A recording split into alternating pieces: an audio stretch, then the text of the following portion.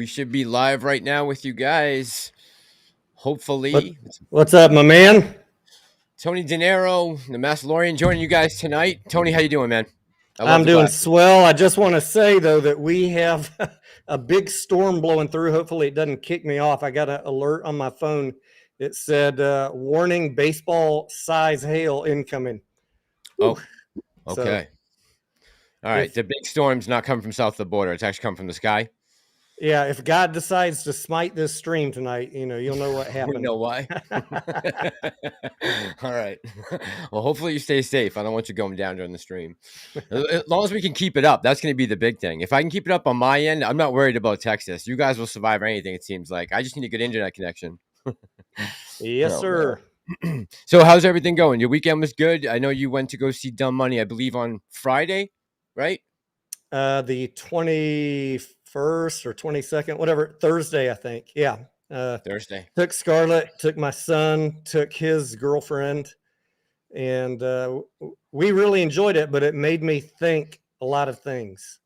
So Tell me about it. hopefully we get a chance to chat with that. And I'm kind of curious in the audience who got to see that.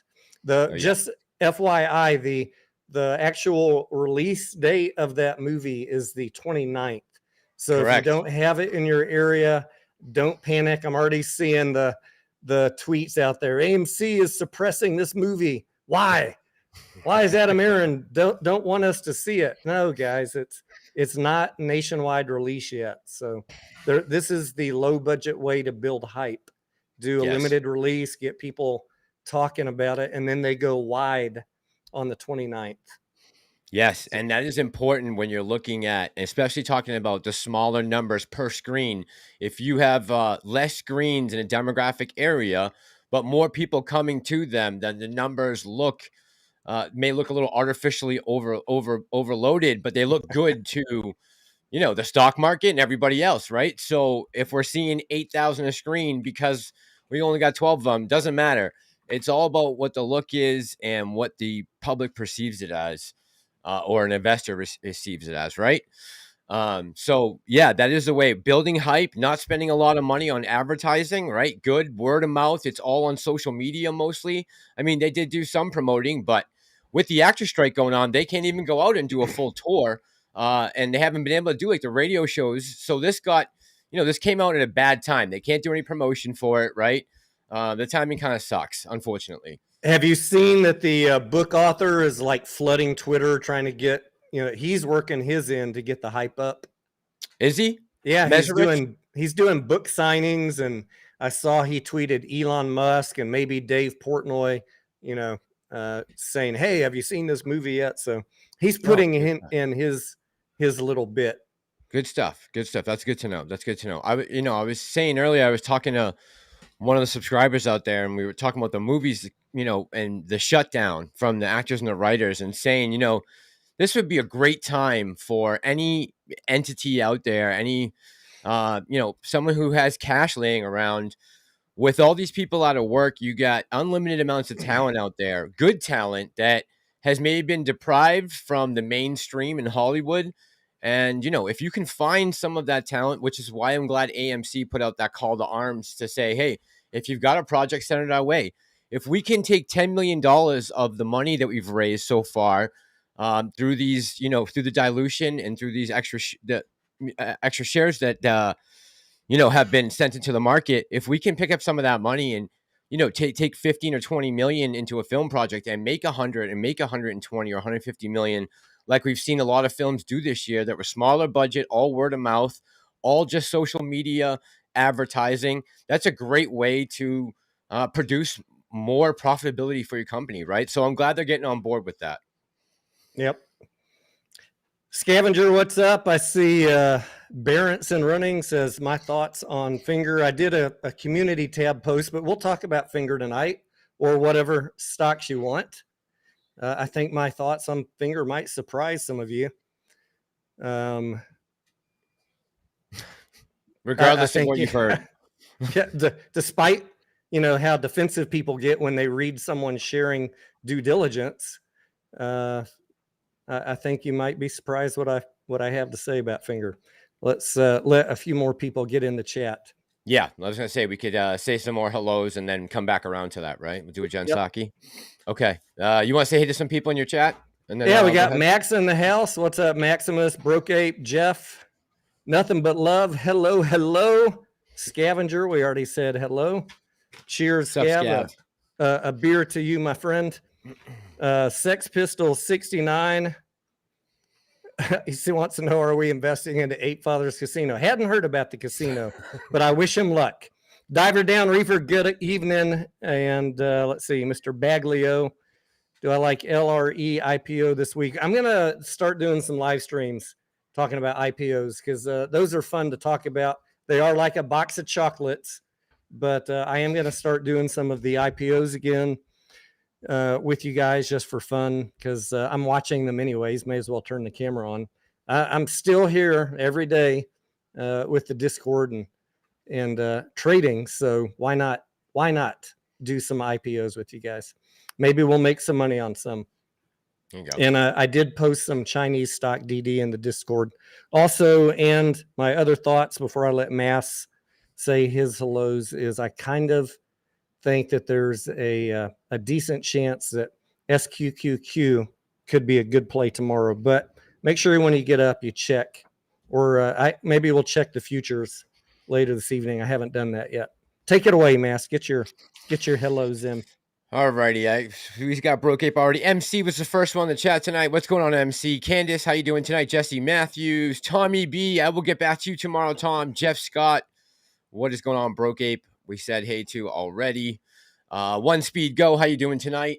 And I think I got everyone on this end. By the way, T, talking about getting back to the movie for a second. How was your theater on that night? Was it? I'm just curious. Was it filled? Did it seem like it was half and half? What was it like? It was mostly full, to be honest, and Okay. because there's only one theater in town that's showing it. Okay. And so we had an opportunity to see it a week ago for one day, and I couldn't make it that day. And then this was the second chance. And so, the people that missed it the first day were here. And then I don't think I don't know. I haven't checked, but I think it was very limited screenings here until the 29th. So that was the first real opportunity that folks had if you didn't catch it on the 21st. Good. But Got it. yeah, it was full, and the crowd seemed to vibe on it pretty good. Yeah. Yeah. I found myself yelling at the screen, Johnny. As the price was running up, as you can imagine, I would. I was like, "Sell, you motherfuckers! Take the profits! What are you doing?" Looking at their phones every 10 minutes. Oh Yeah. God. Yeah. Yeah. Any of you that know me, would know that's not a surprise that I would be saying that. PTSD, right? I was having flashbacks. I got the chills, the sweats a little bit. It was a little much to handle. I swear to you, though, I'll be honest, I went to go see it this afternoon, the first showing at about 1:00 here. So pretty early. And we maybe had about 30 people in the theater size for 100. So 33% on a 1:00 movie on a Sunday when it was nice out. I'm like, you know what? I'll take that. It's we've already had the movie out unofficially now for 2 weeks in a lot of places. I think a lot of retail has already gone to see it. I wanted to interview some of the people who were in the theater when they came out just to ask if they were retail investors or, just happened to come out to see what the story was. Because I'm wondering how many people are going to pick up on this movie and realize that there are opportunities out there in the market for retail, but also you have to be very careful with what you do, right? Because, as the movie points out very clearly, they have a lot of tactics at their disposal that they can use against retail at any time or given place, right? And we've learned that over the last couple of years, which is why this play continues to develop and change on us constantly. Besides all the stuff that Aaron is doing and the board and AMC, talking about the market conditions themselves, we went through a bear year last year where we saw the price come down a lot, and then we just got absolutely smashed since the reverse split. Looked like there was some shenanigans going on there. I don't see any other reason that all of a sudden this company dropped as heavily as it did, but that's debatable, I guess. The FTDs and all that. So I do hope it does bring some more awareness to the market. Let me ask you this, T. Do you think the timing of the Citadel suit had anything to do with the release of the movie? I do not know. Okay. But You think that's just a coincidence? It came out on Friday. The movie had a wider release. Ken Griffin went on CNBC for a live interview. No. yeah, and I think that in 5 to 7 years we'll get some other $7 million fine for what happened in 2021. I said that already. I said it. I said, mark this day on your calendar, guys, because I guarantee you, a couple years from now, we'll see something like this with a meme stock. Like, if you Yep. think they haven't done it recently, you're sadly mistaken, and This is this the will problem happen. with the SEC that pisses me off, and I know everybody knows this at this point, but number one, the fines are bullshit. But number two, they take so damn long to investigate things. Like that fine that they got this past week, that was for trades that started what in 2016 or something. Yes. Yeah. It's Yeah. ridiculous. Yep. Ridiculous. Yeah. Yeah. Yeah, and that's an issue for us, right? We don't have that kind of time, and we don't have, and we've learned the hard way. We don't have that type of capital available to us at a moment's notice and be able to organize as the hedge funds are with the way they can throw their weight around. And I think, like I said, we're kind of learning that the hard way, and we're trying to figure out other strategies and ways to play with these guys to make money, as we wait for something big to happen. We need to keep the pressure on for market transparency.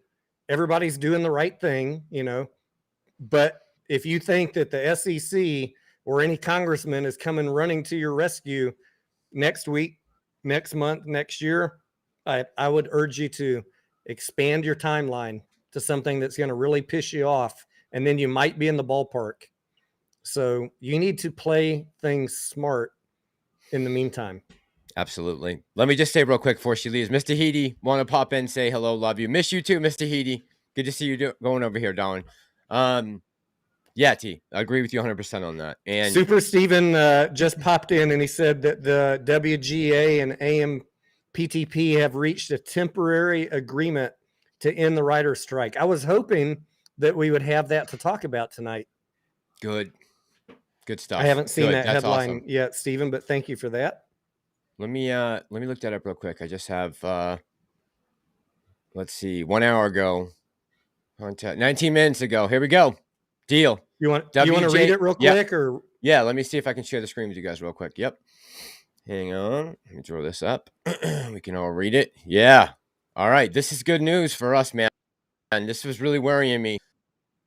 So putting this in a rear view mirror is going to feel a lot better about the overall market and this stock going forward. All right. Here we go. See if we can put it up on the screen. Hang on. Robert says, is it true that both of you work at a car wash? At a car wash? I saw someone, Ham Killer said, Tony DENARO don't know what he's talking about. He used to work at a car wash. Johnny, how long have you known me? Johnny? Yeah. I don't know where these people, people keep coming up with this bullshit. I've never worked at a car wash. But it's interesting when you tweet stuff and someone doesn't like it, how the only response they can have is some bullshit made up insult. That's when you know that, what you were tweeting was hitting a little too close to home, because they won't address what you're tweeting. They just make up some bullshit. No, I never worked at a car wash. Yeah. I have talked about 15 years ago. I went to a owner's conference out in not Lake Tahoe. It was in Reno. I was thinking about building a car wash and a self-storage unit to utilize some land right outside the city.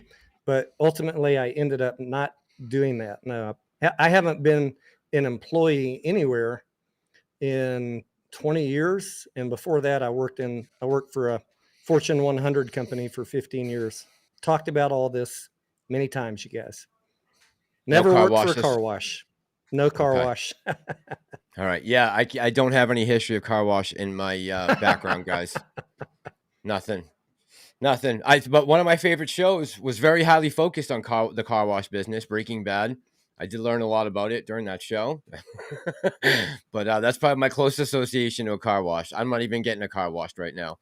All right, let's look at this deal. So this is from Variety, just dropped 7:15. Hollywood hives a sigh of relief. Hives a sigh of relief. The WGA and major studios and streamers have reached an agreement on a new 3-year contract that promises to end the damn 146-day strike, that is taking a heavy toll across the content industry. Negotiators for the WGA and AMPTP reached the finish line Sunday after 5 consecutive days of negotiation. On day 4, Saturday mostly involved lawyers for the guild hashing out the fine print of language around complicated and groundbreaking additions to WGA's minimum basic agreement. The nitty-gritty details of language around the use of generative AI in content production was one of the last items that the sides worked on before closing the pact. Email was sent out 7:10. We can say with great pride that this deal is meaningful gains and protections for writers in every sector of the membership. Awesome. That's it. I mean, do we need to read any more? If they got the deal inked, that's all I really cared about, right? Now I hope they got a good deal for themselves. We need the actors piece of it to get nailed down. Yeah. But the good thing is the writing always comes first, right? So I wanted to see them out of the strike immediately, right? If not sooner. I mean, the actors need to come back to work for things that are already in production. I get that. But as far as the writing goes, getting back to the writing table, it needs to be done imminent, right? We need to get right on top of that and back to work. So hell of a job. I'm glad that's over. And that's a lot of stress off of retail's back. If you're still holding an AMC right now, like me and Tony are, yeah, that's good news. We were worried about that too, right? One of the news items that we've been hoping for that could help us get a little bit of positive momentum going into the end of this quarter. So fingers crossed.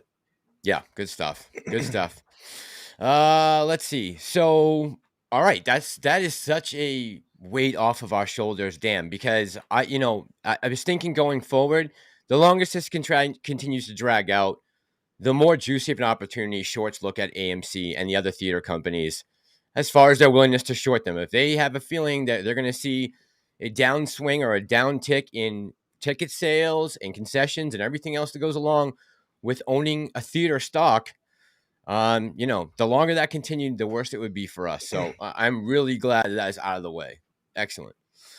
Floyd said, Tony, hang on. Floyd said, Tony said he sold. Let me catch y'all up who haven't been paying attention for the past month. I did sell because I had a concern about dilution dropping the price. And I was able to, as we've gone over this on other live streams over the past few weeks, I was able to capitalize on the ape run up, just like I told you guys was going to happen. AMC was going to drop, ape would go up. Capitalized on that, got out, waited for the dilution price down, walked down to hit, and then I bought back in. So I've been doing the wheel strategy. I have a position at about an $8 cost average now after the reverse split. Basically rebuilt my position for minus 80% of the cost. And now I'm selling call options on that, making money on that. And in case it drops, I'm willing to buy it a little cheaper. I'm selling put options. Again, that's not a bearish strategy. That is a income strategy. I'm selling put options with $7 strikes, cash secured puts. So I get immediate income from that. If it drops to $7, I'll happily buy it at $7. So that is my position. I have shares, almost the same position as I had before I sold. I got back in at a fraction of the cost. So I took all that cash, redistributed it on some blue chip stocks, kept some in cash, rebought my position, and I'm utilizing that position to sell calls with $15 strikes. And I'm also using the cash to sell puts. So for me, that's smart trading. You guys can do what you want. Yep. And just to catch you guys up, I did not sell before the reverse conversion, but that was a mistake I made on my part and not looking deep enough into the future on an opportunity that based off of what we were seeing at the time, I think I should have taken advantage of, and I didn't do that. And, I learned my lesson the hard way. I've learned a lot of lessons on this ride. This is just another one. And going forward, as I told you guys, a few weeks back, I'll be looking to get in and out of positions, and anything I've done previous to this time, all the stock that I hold, will continue to stay in my account. But I am looking for opportunities to make money going forward And if that means that I need to turn over some of my shares that I bought in recently, I'm going to do that to take down some money. Every time we take some money away from them, it's less they have to use against us. So that's an update for you guys on me and Tony's position. Christian Princess says we got killed. T, let's talk about that a little bit because we did get killed, right? And me and you both thought before the reverse split that we would kind of stay where we were as far as market cap value, and that we wouldn't see a complete drastic crushing that we did. Looking back now, what do you think that could have been done differently by retail? Like, or what do you think kind of led up to that massive sell off that we saw? Do you think No, people? Because I don't think that was retail. yeah, no, that was not retail. And guys, if you had done what I had done, look, a couple of us selling there, you knew that Ape was coming over and providing a bunch of shares to AMC. So, and then we knew that the AMC, the company, was going to dilute. So it was reasonable, as we've talked about for many, many months, it was reasonable to be concerned about the price going down. I don't think either one of us, Johnny or me, talked about the reverse split conversion as a MOAS event. We talked about it as a necessity for the company to fix the balance sheet and a inevitability. Like I've been telling you since February or January that the vote was going to pass, and that once the court case happened, that in my view, nothing illegal was done, and that it was likely that the judge was going to approve the settlement. So that was my DD all along, and I just went with that DD. And along with that, I said AMC, because of arbitrage, is going to come down and Ape is going to go up when it happens. I laid all this out for you guys for months and months. What I can't tell you to do is buy, sell, or hold. So I do me, you do you, you listen, and you make up your own minds. Someone asked, was it a wash sale? No, because on May 6th, when AMC was at $6 and Ape was $1.50, I talked about this in my Discord and shared it with a few other people. I sold my AMC at $6 and bought Ape at $1.50. And then some people, as you know, when that first mistake about the settlement happened, were able to even buy Ape cheaper, back down around the 80-cent range. Yeah. So there was plenty of opportunity to double or triple your money on Ape if you had done that strategy. And then you also set up that you can rebuy AMC if the price came down in dilution without having to worry about a wash sale because you were in Ape. So. And just remember, guys, all that hinged off of the judge's decision, right? So none of that was guaranteed. So right, everyone had to take a risk. That's another reason why I don't talk about, like, I can't say you need to do this now, because what if I was wrong, right? Right. I'd feel really bad. I just told you what I thought was going to happen, and I trade according to what I think is going to happen. But even if I thought that the price might come down with the announcement of dilution, in no universe did I think $7 or $8. Not about 40 million shares. No. I think this is way overdone, which is, even though I'm still worried about the balance sheet and I've been worried about the strike, I'm okay buying at this price. Does that mean we're safe at $8? No, I mean, it doesn't. You're never safe in the stock market, but I feel a lot more comfortable. I like my chances. Yeah, I feel like we got better chances now, right? Yeah, absolutely. 100%. Yeah. I feel like we're in a better spot now. And look around, if you look around social media, everybody's saying the same thing, right? How is it we have this all-time low on the price, yet the fundamentals have gotten just increasingly better since January of 2021 when we went all the way to $25, right? And we finally turned a profit. We signed this big wig, pop star to a contract for the fourth quarter. And you say, how possibly is the stock continuing to go down in price? So, I think me and Tony both agree right now that there is somewhat of, they're overextended right now as far as nailing this thing. We're trying to nail it to a cross. And it's probably a little undervalued right now as a company, not on the books per se, but in the eyes of the rest of the world. And that's all that really matters, right? Yeah, I mean, I could still make a case either way, depending on how we wanted to analyze the financials. But if you just look at investor sentiment and how retail is looking at it, I think that the price where we're at is okay. Book value, no. I mean, AMC is Different still story. a bit of a mess, right? Depends Yeah. on how you want to analyze the play. Yeah. So I think we addressed that question, Floyd. I think T maybe yeah, T, was this the question that you were trying to address earlier about the reverse Yeah, split? yeah, yeah. You just addressed that. Okay. Doobie Wow, what's going on, man? I see in this chat, Jesse Matthews says, "What's up, Mass?" Christian Princess, how you doing tonight? Jesse says, "Sup, Mass? I don't get notifications even if I click the bell. Shadow ban much, Jesse." So I was looking at my last video, the one I just did about Biden and the border. So it has a 43% click ratio on, meaning if it comes over your screen, and I don't know what the numbers are average, but that's a pretty good number. I mean, if you're getting every, 4 and a half out of 10 clicks on your channel, that's pretty good. So the fact that the algo isn't picking it up, it definitely has to do, I would think, with some of the content that's in there, what I'm putting in the titles, but the description is the description of the fucking video. What am I supposed to do?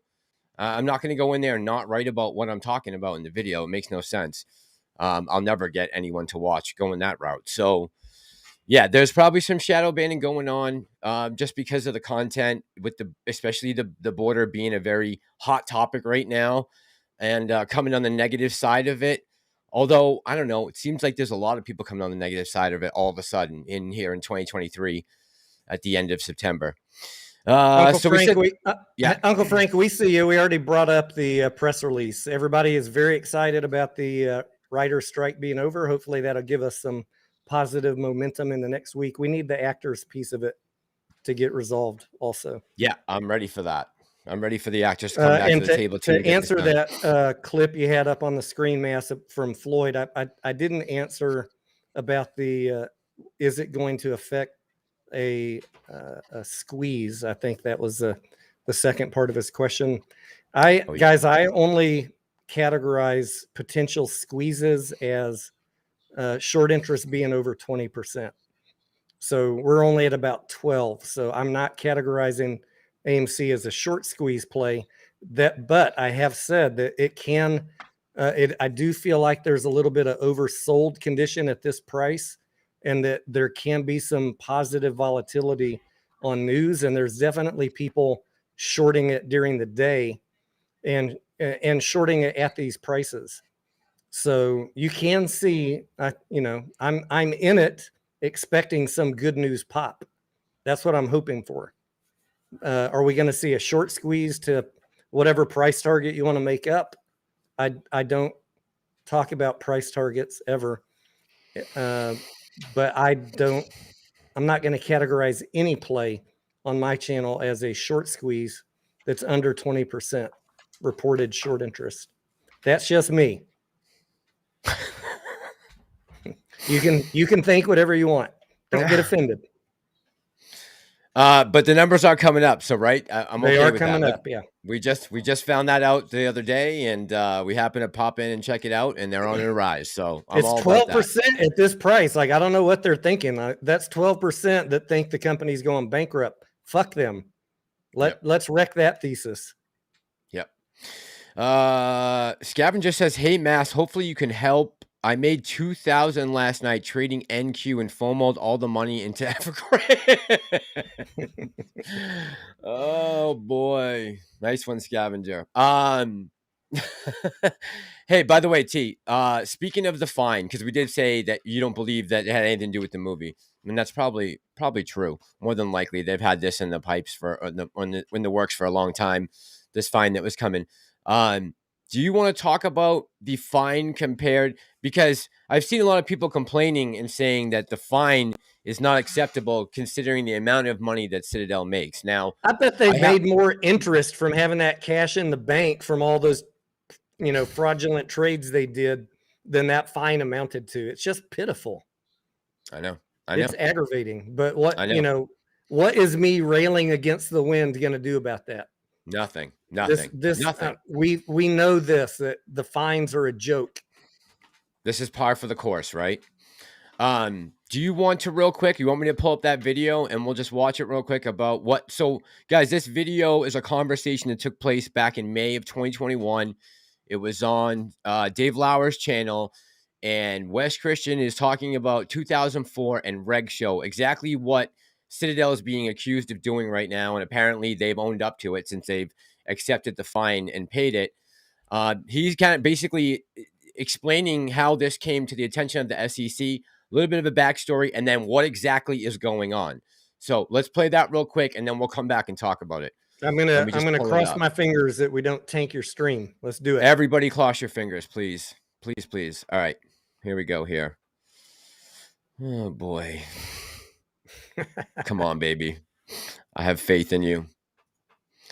All right. Here we go. All right. Let's pop this up. Dollars or something. So imagine selling at $80. Okay, let me hold on. Let me just get the screen. There we go. All right. Here we go. Should be good. And covering at 10 or maybe not at all. The ultimate mission, of course, is to drive it through the floor and put it in bankruptcy. And going back a little also, just to put some history in perspective and Reg Sho in perspective, Patrick Byrne, the American. By the way, let me just say thank you to Wes Christian, and Dave for joining us today. John O'Quinn's firm, Rob Shapiro, who's one of our damage experts, and others, hired lobbyists. We went to Congress, we went to the SEC, and ultimately we're a part of getting Reg Sho passed. And while it's somewhat of a toothless tiger, at least it identified for the first time that there are fails to deliver. Now, sadly, the company's shares that were getting sold and not delivered got posted. The rapist, the person who raped the company, the rapist, I call them, their name didn't get exposed, but the party who got raped got exposed, the company. But at least it justified that what we were saying was true. It substantiated it. I remember in January of 2005, when that first got put into effect, Reg Sho, which we worked so hard on, there were thousands of companies on there. Well, today, incidentally, there's very few. And the reason's very simple. And you can see it in some of these enforcement actions we're going to post later, is they're marking a lot of the tickets long. So one of the ways the bad guys believe, hey, I can circumvent Reg Sho, and that this only applies to the United States, is I can mark it long. Because guess what happens when they mark it long?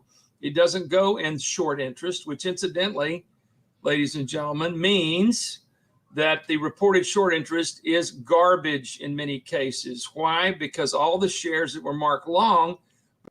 Now, he's saying in many cases, take that with a grain of salt, guys, as far as the percentages. This, again, it was back in 2021. I don't know if that's necessarily a true number. I can't back that up.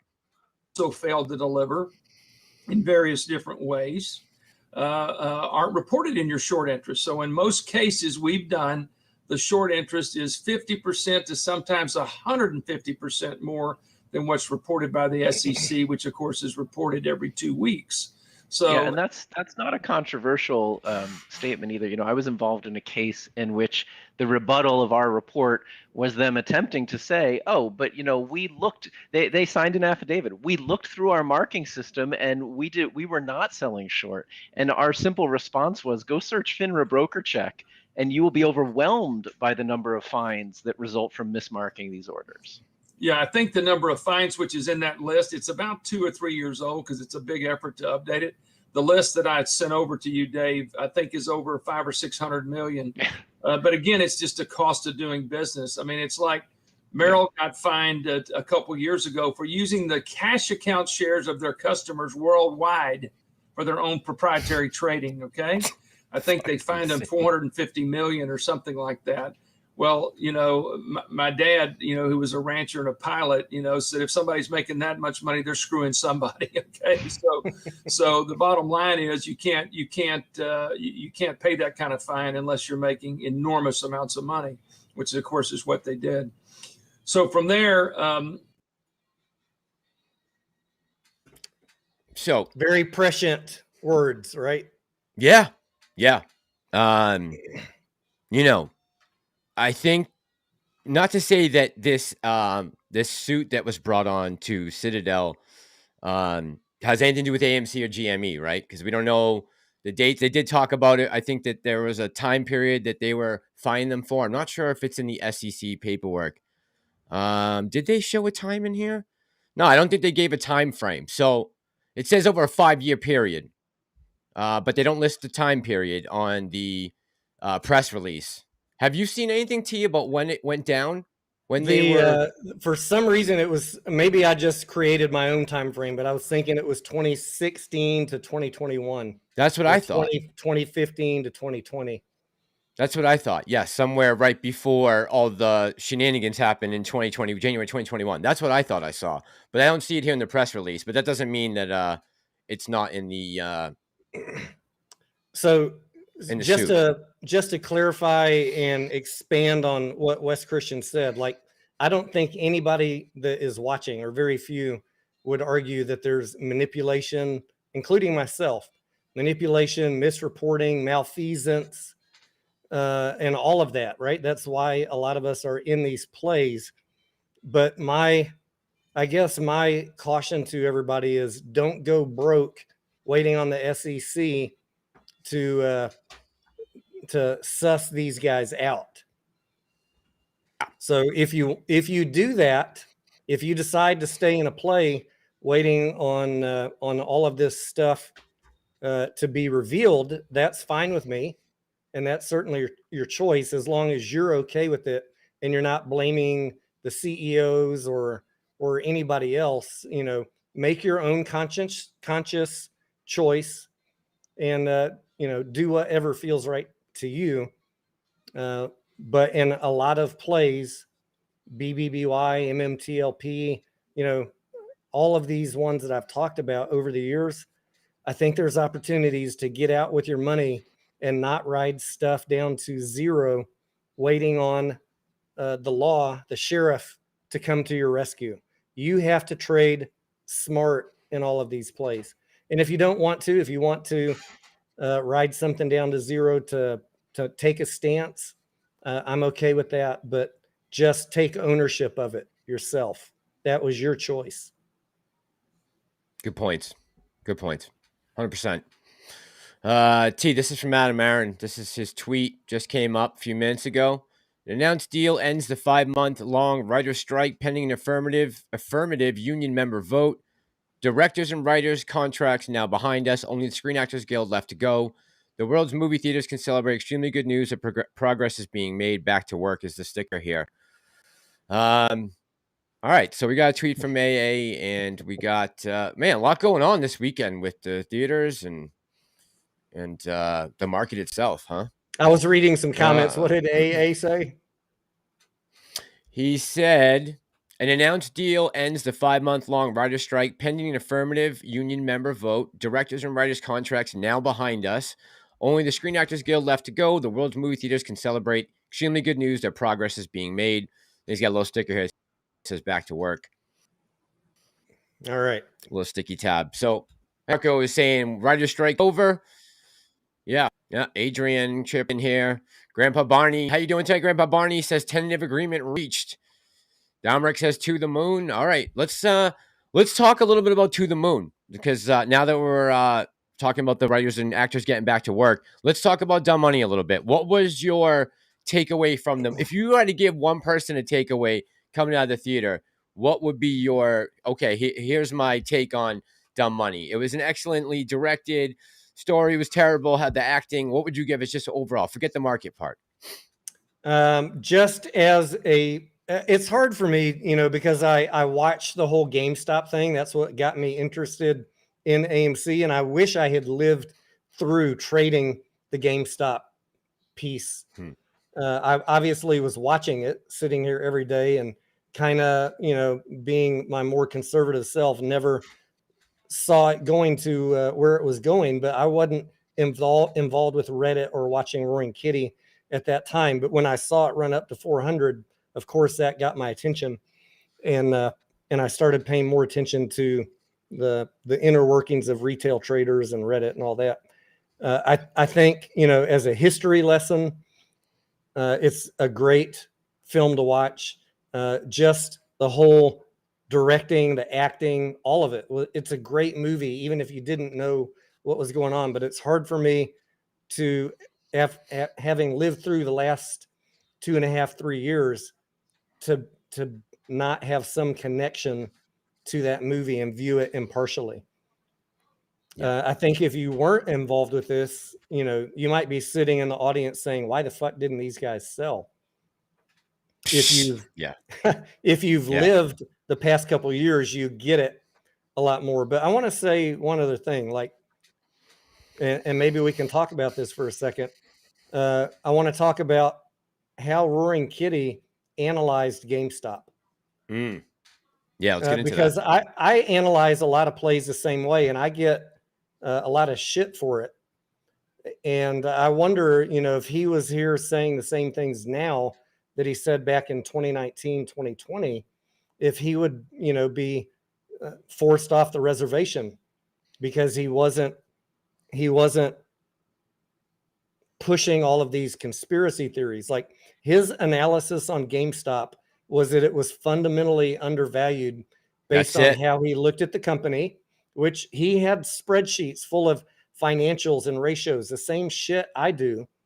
And he had a reasonable price target of 2 billion market cap, which is less than half where it is right now. It'd be, in today's price, $6.56 at a 2 billion market cap. And he was fixated on the reported short interest of 100%. Like, I think that is very reasonable, and that's how I view plays. And I just wonder, would you guys hate him as much as you hate me for talking about fundamentals, financials, and reported short interest if he was still here in 2023 just talking about that? Because I didn't hear him talking about Ken Griffin or screwing Citadel or naked shorts or any of that stuff. He never talked about that. Nope. Never did. You're right. And that was one of the big things I didn't realize, because I didn't watch Roaring Kitty that intently back then, right? I picked up on things as they were kind of developing. I was not watching him back in December or November or October of 2020. But that was interesting to me to see that he really was. He tried to negotiate and kind of weave around the short squeeze even notion. When people were talking about it, he was kind of like, maybe. That's why when he was so afraid when Congress subpoenaed him, I'm like, man, this guy's got nothing to worry about. He didn't even try to say that a short squeeze was imminent. It was just like, hey guys, if people keep buying and these guys want to keep shorting, it's going to eventually go up. And as the fundamentals did get better and we came out of the pandemic, we knew that things were going to go back to normal at that point, right? The stock came up along with the other memes. And that was interesting. He had a strong belief that management could cut costs, and that the fucking gaming boxes, whatever you call them, the transition, the new gaming systems. Were the consoles. That's the word I was consoles. That the market wasn't factoring that in correctly. He had a good fundamental analysis, and the price was damn cheap when he started buying. Right, until he went and doubled down after his congressional testimony when he exercised those calls. Then he definitely went in heavy at the end. But his best thing that he did was what I always tell you guys: look for a good entry. Look for a good entry and understand the financials. So I think he had a good grasp on both of those. 100%. Yeah, he really did. He was keeping it very based and grounded, right? He wasn't running off the rails with the rest of social media, which, if you go back, you can go back and research and see what was being said on Reddit back then, right? You can see what they were talking about on Wall Street Bets. And he was pretty good at drowning out a lot of the hoopla, or at least the movie presented it that way, right? That he was trying to stay focused on just the fundamentals of the company. And then once it started to squeeze, he realized that we were in a massive short squeeze, right? Or I don't even know if he realized it at first how monumental it was going to be, because the guy was acting, obviously. I don't know what was going on in his real head, but when he started to see it start to pop, he knew there was a squeeze coming. And he held out, and when you're comparing this to AMC, going back and looking at that, it is a completely different animal, man. There's just no comparison between the two right now. Maybe you could have said that There's in no early comparison to 2021. any play. When you have 100% short interest, it's night and day different. That was reported. Yeah. You Floyd says, I think Tony's hated for pushing the yes vote. Floyd, I'd take exception to that. Like anyone who's saying they're mad at me for pushing the yes vote is pushing a false narrative. I'm going to be very blunt about that. They are lying to you. I provided coverage of both what I thought would happen to the company with both a yes and no vote. No one knows what was going to happen to the price. I said that the yes vote was going to pass because I believed that it would. I never told anyone how to vote, not one time, and I never disclosed how I was going to vote prior to the vote happening. So to say that I pushed the yes vote is a falsehood. I tried to always provide equal coverage of the good and the bad of both a yes and a no vote. And the company, let's be real, the company needed cash and that vote was going to go through. Now, for me to tell you that I think the vote is going to pass and that the settlement is going to go through, if you want to somehow twist that into I was pushing for it, I'm going to say no. I was telling you my conviction that I thought all of that would happen. And I urged all of you to vote your conscience, vote your heart. I never pushed a vote. That is a falsehood. I'm just thinking back to that time. I know that we wanted to get rid of Ape. We were pushing that maybe that we wanted to see Ape disappear. Now that came along with the conversion, right? But Ape just seemed to be not doing very well, right? We just continue to see it get absolutely hammered. And then it dipped all the way down to what, 65 cents, guys? And then we brought it back up with some of the news back to that $1.50 range, but it was on its way back down again, right? So the dilution was coming. And I think we said that no matter what, one way or another, you were going to see dilution with this stock, whether it be a billion apes or 40 million AMCs after a reverse split, man, right?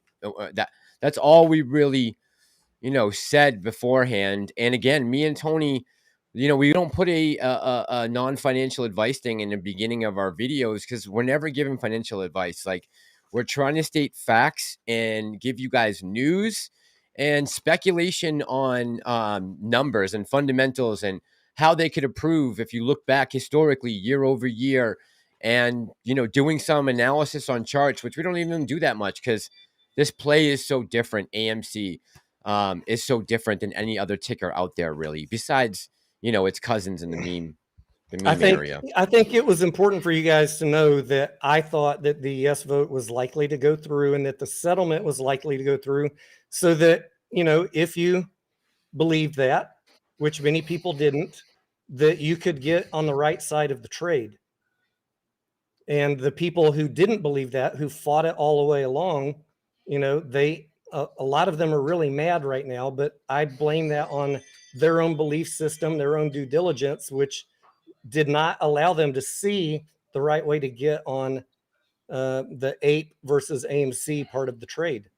And now they're mad at Adam Aaron, but we've been talking for most of this year about what we thought was most likely to happen. It's up to you guys to listen to that and make up your own mind. So yeah, we can't prepare you guys for stuff we don't even know is coming, right? We can't get inside. We couldn't get inside the mind of Judge Zern back in Delaware, right? We could only go off what we were seeing in the courtroom, what was being said, the testimony from the witnesses. And, because I was down there, I got a little better perspective of some of the judges' reactions and stuff. But other than that, that's all we had to go off of was speculation of how the judge was going to proceed with the case. And if we had told you one way or the other, we would have been lying to you because we just didn't know what was going to happen with that case, right? We just didn't know how that was going to settle out. We didn't know, but based on my reading of all the filings, knowing that many attorneys from many companies on Tara, probably Citigroup, AMC, had looked at this, that it had SEC approval, and it had been done at other companies prior, it just seemed very unlikely to me that the judge was not going to approve that settlement. So And yeah, and I know I talked to you guys when I was on the road. When I left Delaware, we did a live stream. I talked about them not showing up the next day, all the witnesses that never came on Friday, and the testimony was given on Thursday. I thought that it was a good chance that the Judge Zimmerman was going to proceed and allow this reverse conversion to go through after, just based off the testimony that was given in the courtroom and her reaction on Friday, seeing no one show up. And honestly, some of the testimony that was given was emotional and had nothing really to do with this particular case and what was going on, what we were actually fighting for, or what they were fighting for. I know a lot of people are mad at Adam Aaron. A lot of people are mad at David Mishery. A lot of people are mad at John Berta. A lot of people are mad at Ryan Cohen for selling Bed Bath & Beyond. Guys, you have to take ownership of your investment choices. You need to understand the financials of the companies you're investing in and step away from all the clickbait bullshit. The company, Adam Aaron, AMC, is doing what they have to do to ensure the company doesn't go bankrupt. That's how I'm looking at this play. I get it. You have every right to be mad at the price. And like I said earlier, even I didn't expect it to go down to this level. This is ridiculous.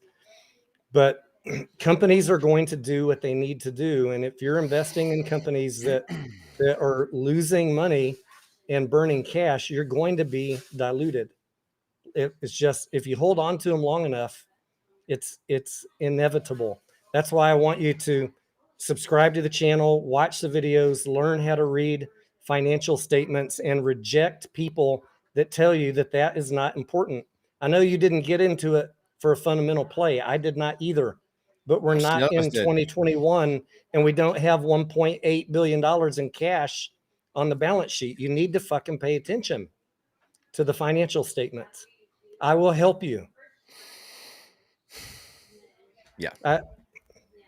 Financials are important, guys. Now that we are in this space that we're in, again, like T just said, this play has continued to develop and evolve over time. And as things change around us, it changes the entire play itself, right?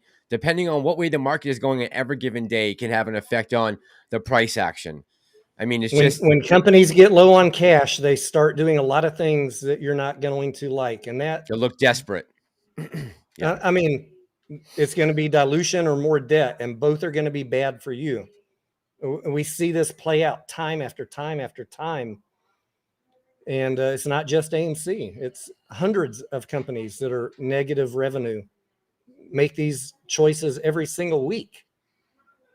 And people get mad at the CEO, but you have to be smart about what you're investing in. You can't ignore the financial statements. You got to be cognizant of what's going on so that you can forecast what is likely to happen. And also think about what's going on in the market as far as all of the details and the underlyings here, as far as payment for order flow and where the orders are getting routed and who's in control of that. That is constantly changing too, right? And we're getting people that are out there doing their due diligence, looking into some of these other companies and some of the things they're doing. And obviously the SEC is, because they just charged Citadel with doing something that we've been screaming about now for 2.5 years. So the conspiracy theories have been put to bed, but as long as they continue to use these tactics, volatility is going to be off the chain with this. And people aren't going to know which way this is going on any given day, based off technical analysis or historical data or any of that. Box office, with this type of a play, you have to take all of those things into consideration, but not one of them is going to point you into a definite direction to give you an answer about what's going to happen tomorrow. We're never going to know that with this play. Floyd, It's just, and I know that's with everything, but especially with the AMC.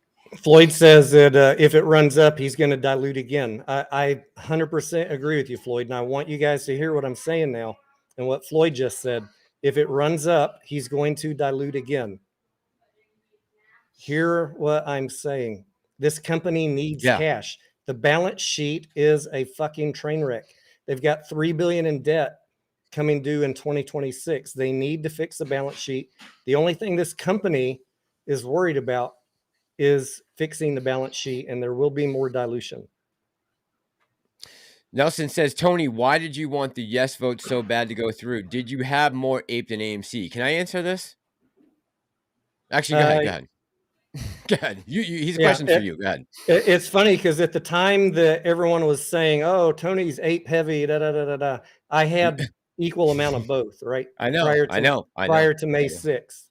I know. And then as the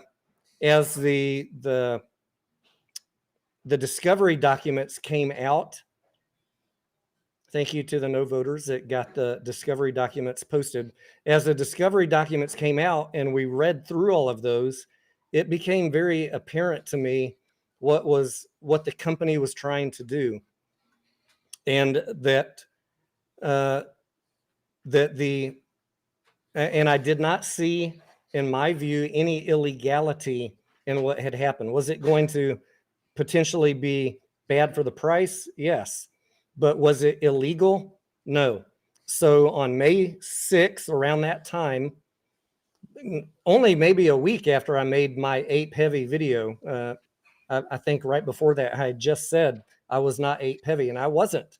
But around May 6th, when the spread got really, really high between ape and AMC, and we were going through all the discovery documents, the light bulb went off that and I did a spreadsheet and I shared it in the Discord, and I shared it with Massalorian.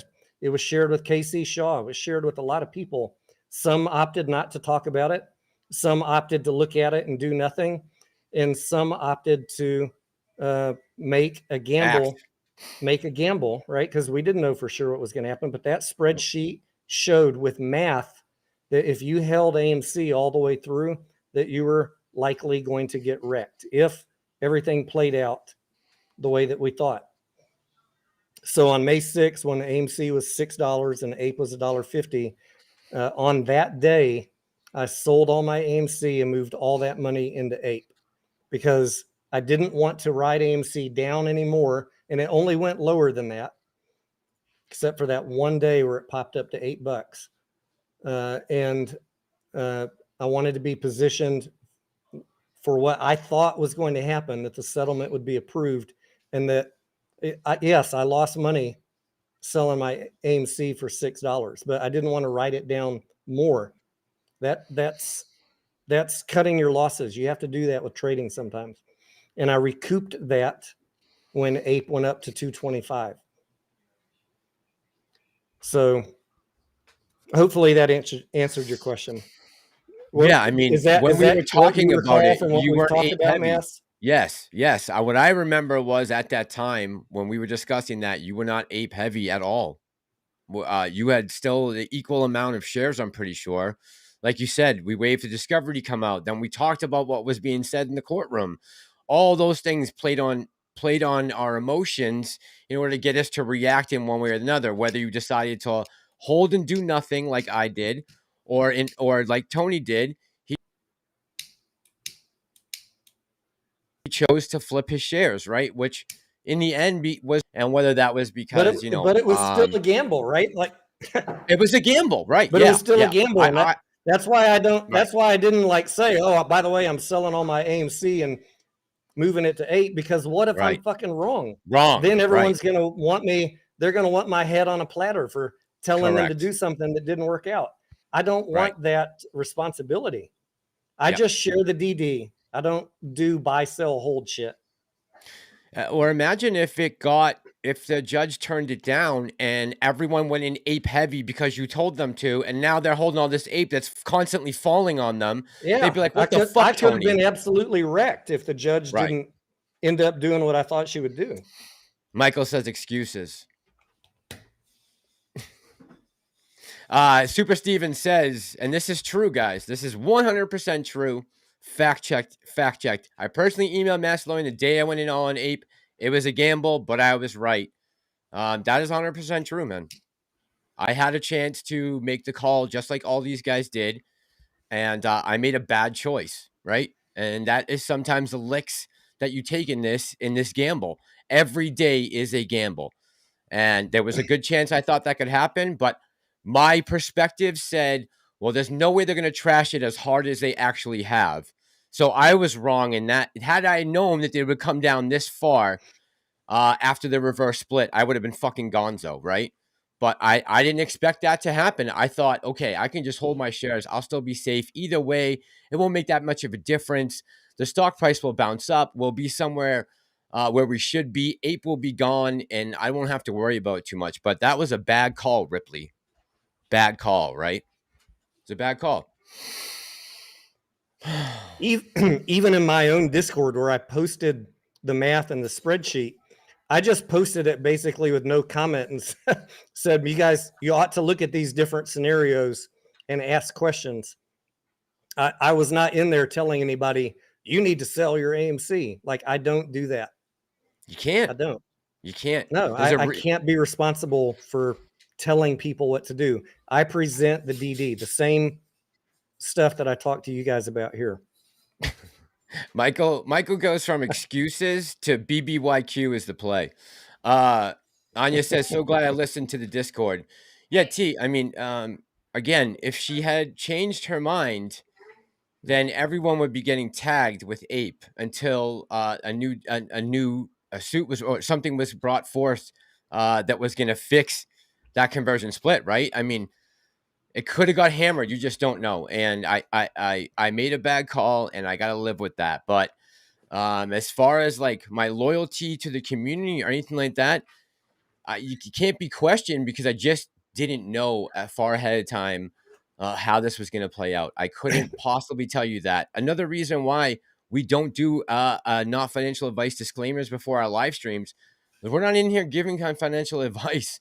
We've never told anyone to buy or sell anything, right? It's not even necessary at this point. I watched a lot of people struggle with that decision, like to take something that you've thought was going to happen, a short squeeze, and then make that willing decision to move your AMC money over to Ape. That's a gut wrenching moment.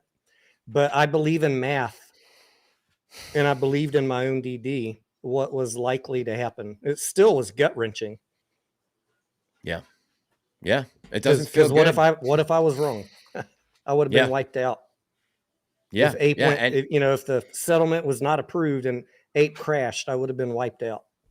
And everyone that went along with you after you told them that would have been in the same position, and you would have been just getting it from that side. So, but instead, what ended up happening is we had people in the Discord that were down a couple $100,000. You know, they made almost all that money back.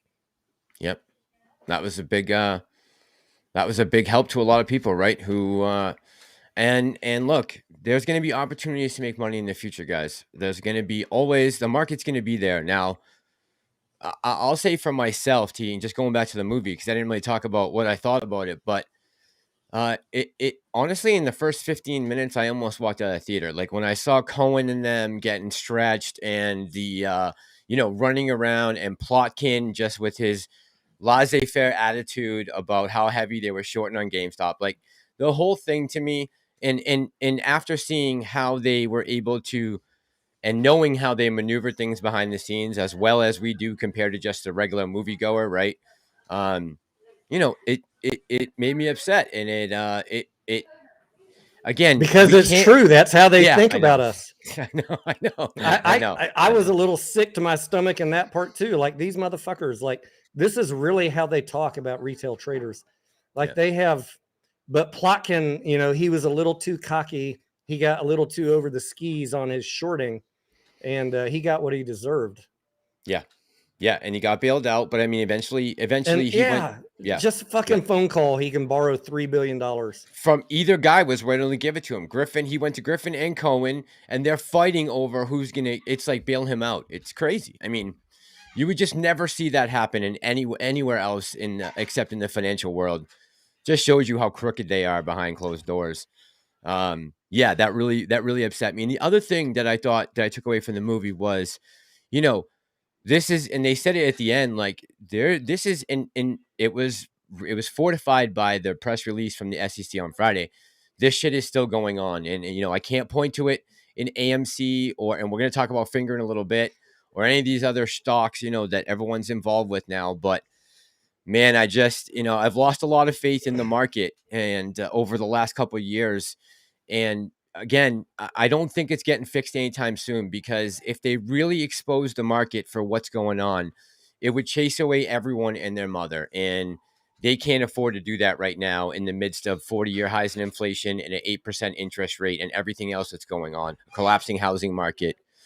If you add on top of that, and our treasury bonds right now and the dollar stability, like, just to remember back in 2021 when it was in the November release from the Federal Reserve, Jay Powell and the board there, they were worried about the meme stock craze, right? They had seen how unstable we have the ability to make the market when people team up and do these things. And it made me wonder after that, how much time and effort have they put into making sure that can never happen again, right? Seeing what happened and just, you have to imagine to yourself that these guys have done everything within their power to make sure that they can't get caught with their pants down like that ever again, right? You would think. So again, is the SEC going to expose that in some broad report that they release to the world and say, hey, our markets are completely corrupt. Our short interest is underreported all the time. You got to pick and choose your little battles here. 7 million doesn't seem like a lot of money to Citadel, right? But it's them trying to placate, I would say, and say, okay, well, we know you made 16 billion off this, but we're going to make sure your name gets in the paper. It's humiliating to Ken Griffin and Citadel, right? It's not a good look for them. I don't think they give a shit, but I think the SEC is trying to placate a little bit. And again, you don't think the timing is suspicious at all. I tend to disagree with that, but to each his own, right? Yep. Well, we often have different views, Massalorian. Yeah, It's and that's not okay, like I right? give you talking points. No, not in a long time. I'm just kidding. No, you do not give me talking points. We usually come to most agreements on most things, but sometimes we don't. We don't see eye to eye on everything, and that's okay, right? We're two completely different people, come from two completely different worlds, other side of the country, and we're not going to see eye to eye on everything, but we give each other the respect to come on here and express our opinions. And, that's why I continue to stick with Tony, and I show loyalty to Tony because, he's been in this with me from the start. And I'm just not a person that's going to cut off someone that I know that has good intentions, at least as far as I'm concerned. And what he decides to do with his money is ultimately up to him. And that goes for all of you guys in the chat too, as well, right now. It is ultimately up to you guys what you do with your money. I enjoy dissenting opinions as long as people can be respectful about it. And what I have seen in a lot of different retail communities is people aren't able to have healthy discussions about dissenting opinions. No. That's been the most disappointing thing of the last 2 years, and I've seen it in many, many communities. You guys have seen it too. Yep. Some people almost seem rabid when it comes to dissenting views, and they just want to go after everybody. And look, there's a lot of emotion involved with the stock market, but again, trying to take that out of it is the best thing for you if you can get away from that emotional part of trading and just keep it about the balance books. That's key, right? I mean, if you're emotional about any trade, then you're going to make mistakes. So if you're attacking people, if you're emotional, passionate about something to the point where it's affecting how you interact with people, then your emotions are not in control, and you're going to make trading mistakes. So I want to see you guys cultivate a cold-blooded, dead ability to look at stocks. Yeah. So that and we're going to talk about that in some upcoming videos on my channel about how to have some buy decisions and some sell decisions that are black and white on every trade that you go into, so that you can not lose money, so that you have some framework on any play. That's how I approach most plays. I gave AMC 2 years ignoring my usual rules, and I lost money on, because of some of the shares that I bought at the late part of 2021. when I sold those at $6, I took a loss on those, but I was in it for the community, but it was not working out. This play was not working out. And we saw what was coming with the settlement and the dilution, and it was likely not going to end very well. So at some point I had to say, look, I can't keep on treating this like an orphan. I need to go back to my normal trading rules and be a little more emotionless about this play. And I'm going to be talking to you guys more about not AMC, but as you're looking at plays, what is your buy criteria? What is your sell criteria? You should know your sell criteria before you buy anything. And going back to the reverse split, Tony, I mean, do you think that you looking for a yes vote really made any difference in the grand scheme of things when it comes to the way the votes went down in that? I think that decision? most of these companies always get the vote that they want, right? I wasn't looking or pushing for a yes vote. I was confident a yes vote would happen. Was coming. Because they always fucking get the vote they need 95% of the time. Like, first of all, big institutions know that the company's balance sheet is fucked. They're going to approve the yes vote. They don't want it to be a penny stock under $5 on the NYSE. No one does. The reverse split was going to be approved. No matter how much we didn't want it, it was going to happen, and it needed to happen for the financial health of the company. In the short term, right now, it's painful. Short term being the next year, it's going to be fucking unpleasant. Yeah. But for investors that get in at the right price or who are patient enough to wait for the company to get profitable, it could work out. But the timeline your timeline is, when does this company get profitable?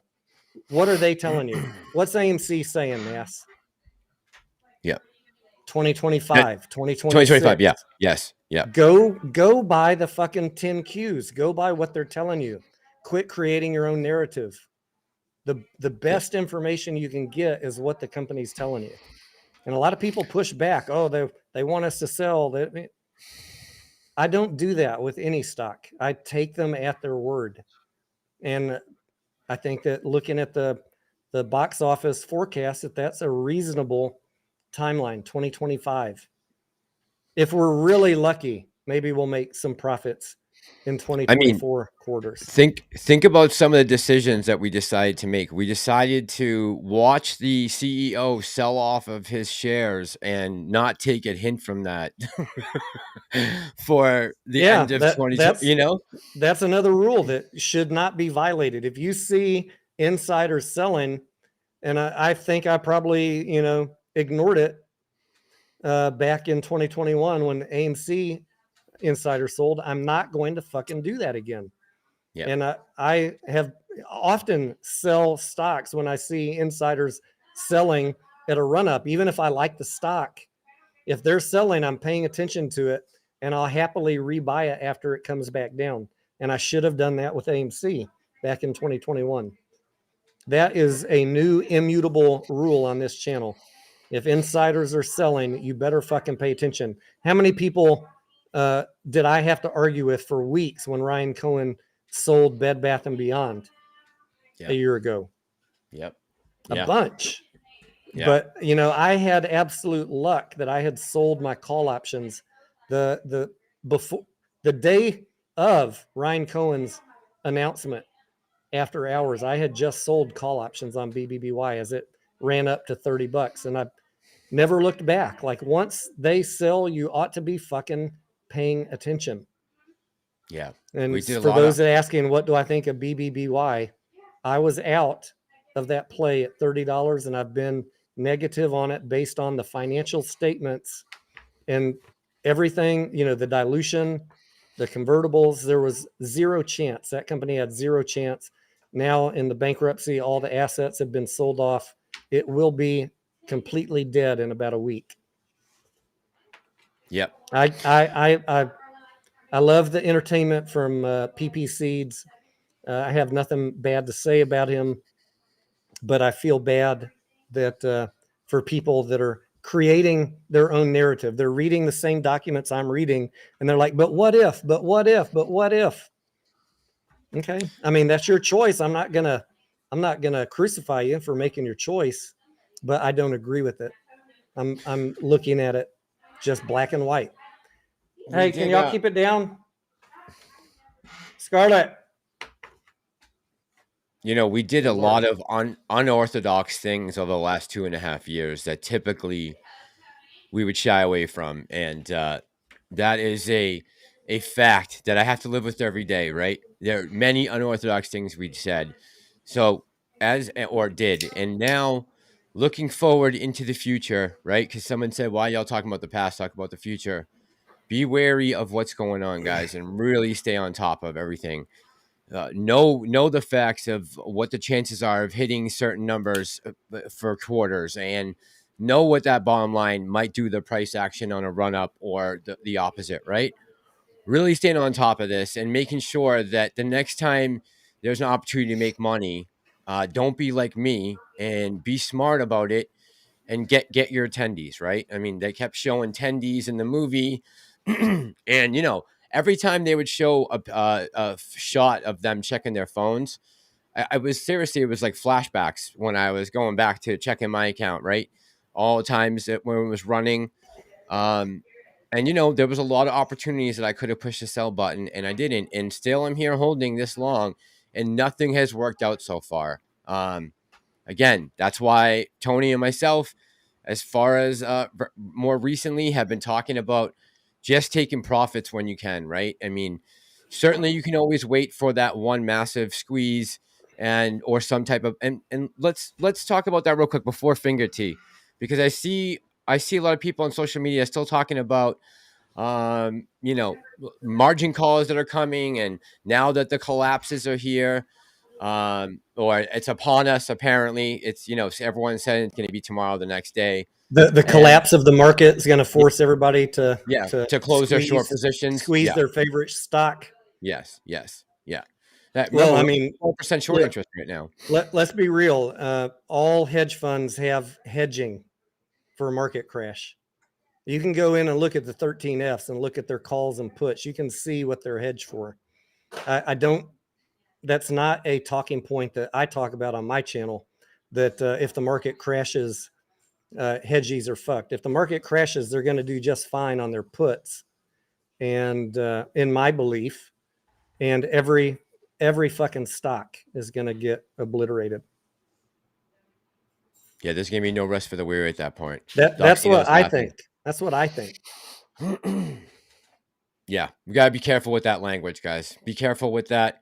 If there's some type of catalyst that causes this thing to pop off, I don't think it's going to be the market crashing that's going to do that.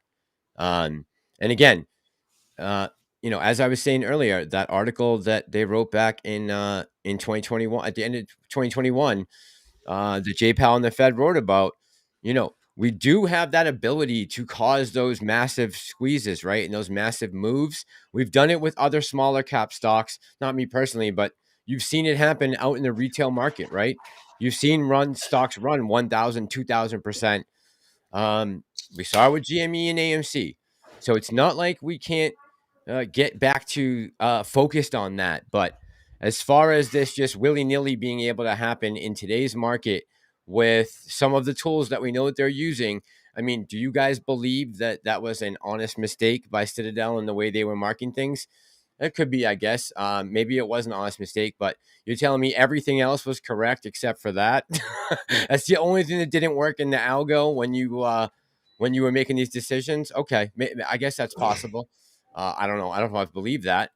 But again, you're encouraging them to be corrupt and manipulative when you are charging them $7 million in fines on a $13 billion profitable year.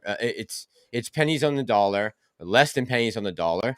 And if you're going to give me that opportunity to continue to take 100% and only pay you back 10 when I get caught stealing your money, I'm going to take that option 10 times out of 10. So, you know, will things get fixed? I hope so. I hope this movie helps a little bit. I hope that a turn in the political world is going to help a little bit, you know, but again, the corruption runs all the way up the chain through the SEC to the Treasury Department. The Fed, everybody is doing something nefarious right now, and they are not. I don't think they're going to allow us to be a potential threat to the market, like Jay Powell and the Fed pointed out in November of 2021. I think they want to take that threat off the table with such a volatile economy right now, and considering who's in charge with the administration, right? I don't think they can afford to get any more egg on their face before they run to election season. That's And just my thought. they just have the ability to shut anything down willy-nilly whenever they want. That's the Right. infuriating thing. Right. The whole buy button thing, Tony, and seeing Vlad arguing with his buddy there and him saying, you got to take care of this. And, Vlad was saying, I did, by taking away the buy button and saying that we have liquidity issues, that's taking care of it. What's going to happen? We'll have to testify in front of Congress in 2 weeks.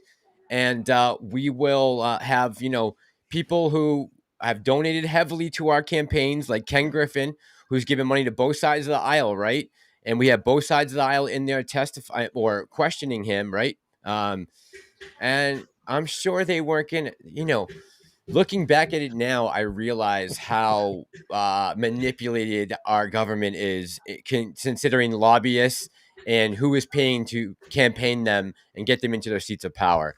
It's become very clear to me that there is a, what's it called? There is a, when you have a conflict of interest, it's just a little bit of a conflict of interest when the people who are deposing you and who are questioning you are also some of the biggest receivers of campaign donations who get them elected. So Michael says GME insiders are buying. Yeah, I've seen that, Michael. It's something definitely you can factor into your analysis when you're looking at GME. A lot of things to look at with GameStop. That's one of many pieces.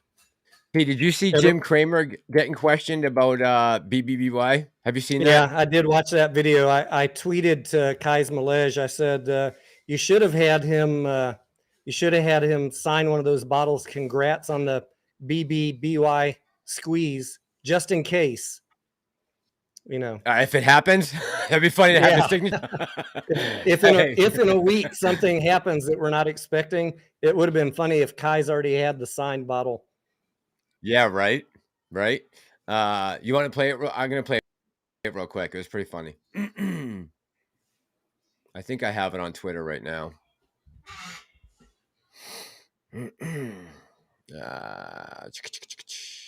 Kramer. Here we go. Every time I'm not on, I check. What do you need me to do? How do you want me to explain where you have to okay.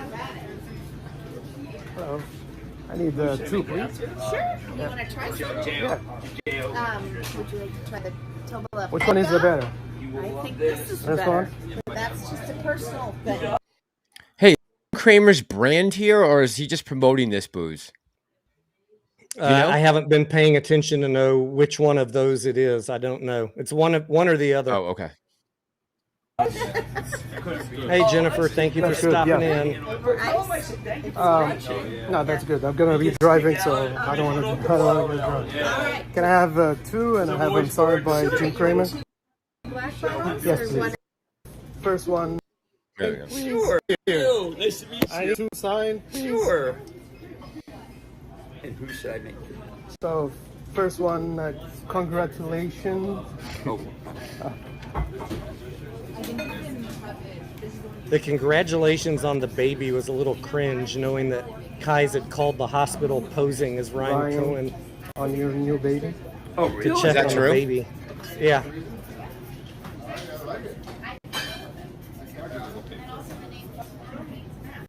He's got a gold Sharpie? Wow. He's not fucking around, huh? There we go. You gotta be careful. You don't want to get wanna hooked be- like this. Yeah. Maybe you can. All right. And this one is. And this one. Here, you can hold. Okay. This one is thank you, Bill, for everything. Okay. Careful. I'll write that well. Bill. I guess he will shill for anything, huh? Kramer? Well, you Man. like Bill. I know that. Yeah. There we go. You're terrific. Yeah, thank you so much. All right. All right, hold on.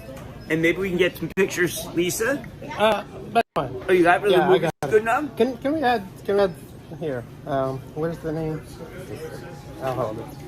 Can you add here? Cohen. Cohen. Cohen? Yeah. C-O. C-O. H-E-N. E-N. Okay. Thank you. Thank you so much. You're terrific. Thank you. Thank you so much. Really great. I hope you enjoy. I hope your friends enjoy it. Okay. And Hope your friends Jimmy, enjoy you're it. great. Thank you so much. Oh, thank And you. I want to tell you something. Oh, thank Stores you. never close for Bed Bath & Beyond. We really like you. Never close. Yes, sir. Never. How- We should They short never that close. mezcal company right now. Whoever makes that tequila. I saw that PP Seeds was going to meet with Bill Pulte. Oh, yeah? and do a live stream. I don't know if it was today or tomorrow. Michael says Pulte is part of the conglomerate that Ryan Cohen is building with Carl Icahn. What are they doing? Oh, you know, the scuttlebutt, the word on the street, Massalorian, is that Pulte and Ryan Cohen and Carl Icahn, they're going to take what's left of Bed Bath & Beyond and create this new company under Teddy. And maybe even they're going to rope in, what are these guys saying? They're going to rope in Radio Shack and Sears and put it all on the blockchain and create this unstoppable force. With I mean, those with those IPOs? Yeah. The theories out there are pretty wild, but we'll know in a week. Stay tuned. Okay. That would be interesting. I'd like to see what they do with that. Maybe this will be the disruptor we've been waiting for with Ryan Cohen. Maybe gonna that'll hold be my the breath, catalyst for maybe that'll GameStop be it. and AMC. Maybe that'll be it. Maybe that'll be it. All right. So what did we we want to talk about Finger a little bit. So you were Finger, saying yeah. that people might be surprised on your take on Finger. So why don't you go ahead and give it to So- them? I run to the bathroom. Anyone who's watched my channel or followed me on Twitter for a long time knows I didn't just start following Finger. Anytime a stock is moving, I'm following it. But I try not to comment because people don't like my comments because I approach things from a different perspective than many retail traders. So I've just been sitting on the sidelines with Finger and commenting in my Discord from time to time, mostly. But I did read, I spent a good portion of yesterday refreshing my due diligence. And I'm going to probably drop a video on this tomorrow. But there's the Tony DeNaro DD on Finger. We'll talk about that. And then there's the conspiracy theory a la AMC, GameStop, moonshot theory on the other side with Finger. And most of that other side is banking all of their hopes and dreams of life-changing wealth. This is the words they're using. Finger and GTII are going to provide a life-changing wealth squeeze based on billions or trillions of naked shorts. Like, where have you heard that before, Massalorian? Every other fucking retail play, right? Every play recycles the same talking points. So I want just to point that out, that these talking points get recycled and you guys need to be cognizant of that. Be self-aware. Make sure you're not falling into the same trap, just under a different wrapper, different wrapping, like a Christmas present. But the way that they approach the Finger and the GTII to bolster their evidence of naked shorts is using the daily short volume report, because there is no short interest on these stocks. There's essentially none. Like GTII has under 1% reported and Finger has just over 2%. So that being said, I don't think that's any secret to the people that are pumping it, but maybe the people that are investing in it think it really is a heavily shorted stock. Maybe they haven't done their DD. So I'm just raising awareness so you can't come back and blame those YouTubers later and say, no one told me. hey, if you don't like the information I'm sharing, then that's fine. At least you had the opportunity to review it. And if you discard it, then you made a conscious choice and you're taking ownership of whatever happens to your investment. That's fine. I'm not here to talk anybody out of a play. What I think is disingenuous is when people don't share both sides. Daily short volume, I posted some articles for people to read to get educated on what daily short volume is and is not. And I'm not going to go through all of that tonight, but I encourage you to go find my post on Twitter or on my community tab of YouTube and read through those articles. At least then, like I said, you can make an informed decision in whatever you want to invest in. If people are being honest with you about what is really going on, maybe they're right. I'm not here to throw anybody under the bus, but I think that they are misusing these reports to foster a FOMO pump on these stocks. That is my belief. Now, that being said, that's what I think. I don't believe that the daily short volume should be used to pump billions of naked shorts. I don't believe that. They won't argue with me because they don't have any evidence of stuff. Same thing, same reason for the last 2 years. I don't talk about naked shorts because I try and keep things data driven. It's no different than how I've approached the AMC stock over the last 2 years. I don't talk about things that I can't prove. Do they potentially exist? Yes. Has everybody lost in almost every play over the last couple of years believing in that? Also, yes. So I just want you to be careful. You can make your own choices. You're all grown-ups, but then own your choice yourself. The black and white on Finger is they are going to dilute more. So if you're mad at AMC for diluting, if you're mad at Mullen for diluting, there is going to be, without a doubt, more dilution coming for Finger. 100% guarantee it. Why do I say that? Is it because I hate Finger? No, because the company is telling you in the 10Qs that they're not profitable. They need to grow. And in order to grow, they need to put more deposits in place with the phone companies in China. And they don't have the money to do that. And they have two choices to raise that money. I'm summarizing what they are telling you in the 10Q. They said, we're going to do more dilution or we're going to take on more debt because we need more cash to grow the business. So with 100% certainty, there's dilution coming with Finger. If you want to stay invested in that play, thinking you're going to get a life-changing short squeeze, knowing that they're going to dilute, hey, I wish you luck. But you see what happens time after time when dilution is on the plate. The S3 has already been filed. They're waiting on SEC approval, registration of the shares. There will be dilution coming on Finger. So they dropped that announcement back on September 11th. The S3, so but the 10Q's been out there for months. The problem is nobody reads the 10Q's. I read them. I'm a nerd. Yeah. What else? They're not making money. They need to grow. There's more dilution coming.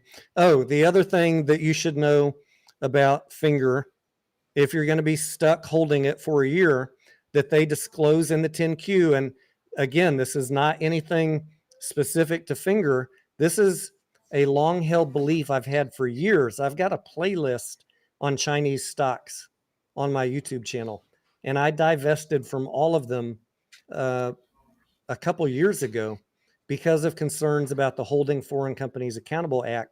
And Finger tells you in their 10Q, we might be delisted from NASDAQ in early 2024. I'm not making this up. It's there in the 10Q. They have unaudited financials and they're on the list to be potentially delisted. So will that happen? I don't know. Should you be aware of it? Absolutely. Because that is a risk to your investment. Go watch my videos on the Holding Foreign Companies Accountable Act and at least be aware. So you can't say, no one told me. What? They're getting delisted. Where did this come from? I was holding it for life-changing wealth. All right. That's the end of my Tony DD on finger. The things you need to be aware of, the potential gotchas. I can't say when or if any of those will come true, but these are company disclosed things you need to be aware of. That being said, now let's talk about the positive. And Avid Trader and Teddy Zane and some other people have pointed out a couple things that I want to now highlight on the positive. And this is very tinfoil. And I already talked about this in my Discord. So for anybody saying I'm hating on Finger, check yourself, because I already posted the positive in my Discord. But it is very tinfoil that these Chinese pump and dump stocks, and they go back years, they have the unique ability to pump for no reason out of nowhere. And it's not because they were a short squeeze. It's because China investors, China executives use them, China hedge funds use them as a cash grab. They come to the US markets to take over a company, rebrand it like Finger did. They took over, I forget what it was. I forget, it was a child care company or something, and rebranded it as Finger Motion, a mobile services company. They set up these companies to pump them. So there could be a pump. It's not going to be because of a short squeeze. And you'll have a window, if that happens, where you could make some money. That could happen. But you're betting on a pump and dump, and you better be fucking ready, if it happens, to hit that eject button and take your damn profits. So could Finger run? Yes. Will it be because of a short squeeze? Absolutely not. And when the pump is done, these things will tank in less than a day. They'll tank 40, 50, 60% in a matter of hours. So if it happens, and I hope it does, I might even buy some at the right price just in case, because it's starting to come back down to a little more reasonable risk reward scenario. If it pumps, take the fucking money. Yeah. Be ready to pull the trigger. Because you're not going to have a chance once it starts coming down to get out. It's going to be ruthlessly red when it happens. And I have some example tickers that I posted in the Discord of companies for you to look at that similar things happen to, just pumps out of nowhere. WTEG is one. WETG pumped to $9,000 out of nowhere. Doing a secondary offering with Univest. HUDI did a pump to almost $200, it looks like, doing a secondary offering with Univest. TOP pumped to a couple $100, doing a secondary offering with Univest. I'm not saying that the secondary offering was what caused the pump. The secondary offering is the cash extraction from you. They get you buying while they're doing the offering, just like, you know, every company wants to do. And the final one is GDC, Golf Delta Charlie. So check those tickers out. They all 100% had secondary offerings with Univest. They all had massive pumps. And that is potentially, this is very tinfoil, very speculative, certainly no guarantee. Potentially, there could be a pump on Finger. Or maybe the run up to 8 was the pump. See, that's what we don't know. You're basically gambling. So be judicious about what you're investing. And if it runs up, take the fucking money. True. Barry Electronic says, hello, all awesome. What's the good news? So we're talking about the deal was struck with the writers. The reason I pointed out those 4 tickers, Finger, when they do their secondary offering here in the next couple of weeks, it will also be with Univest. So I'm not going to ignore the obvious. Like, yeah, there are Chinese stocks doing secondary offerings. There were a bunch more that had IPOs with Univest, but I'm not using those as examples because I wanted to focus on the secondary offerings. There could be a coming pump on this stock. It won't be because of shorts getting screwed or, bankrupting Lind. That's all fucking nonsense. It will be because investors in China, hedge funds in China, are going to extract money from dummies who buy at the top on a run up. So if you're in early and it runs, take the damn money. Maximus says, keep your finger on the trigger. Yeah, literally, keep your finger, FNGR, on the trigger. 100%. Candice says, Finger is also doing Uninvest. Univest. Univest. It is the company they're going through, right? Yeah. The word is escaping me at the Yep, me too. Someone asked, what was the good news today? If you're asking about for the theaters, I saw someone ask Barry Electronics. Underwriter is a damn word. Thank you. Underwriter. Mark. We got a deal done. The writers at least got a deal done with the production companies. Seems like it's almost midnight now on the East Coast. So it's 9 out here. So yeah, they're about to ham out a deal right now for the writers. So that's good news for the theaters.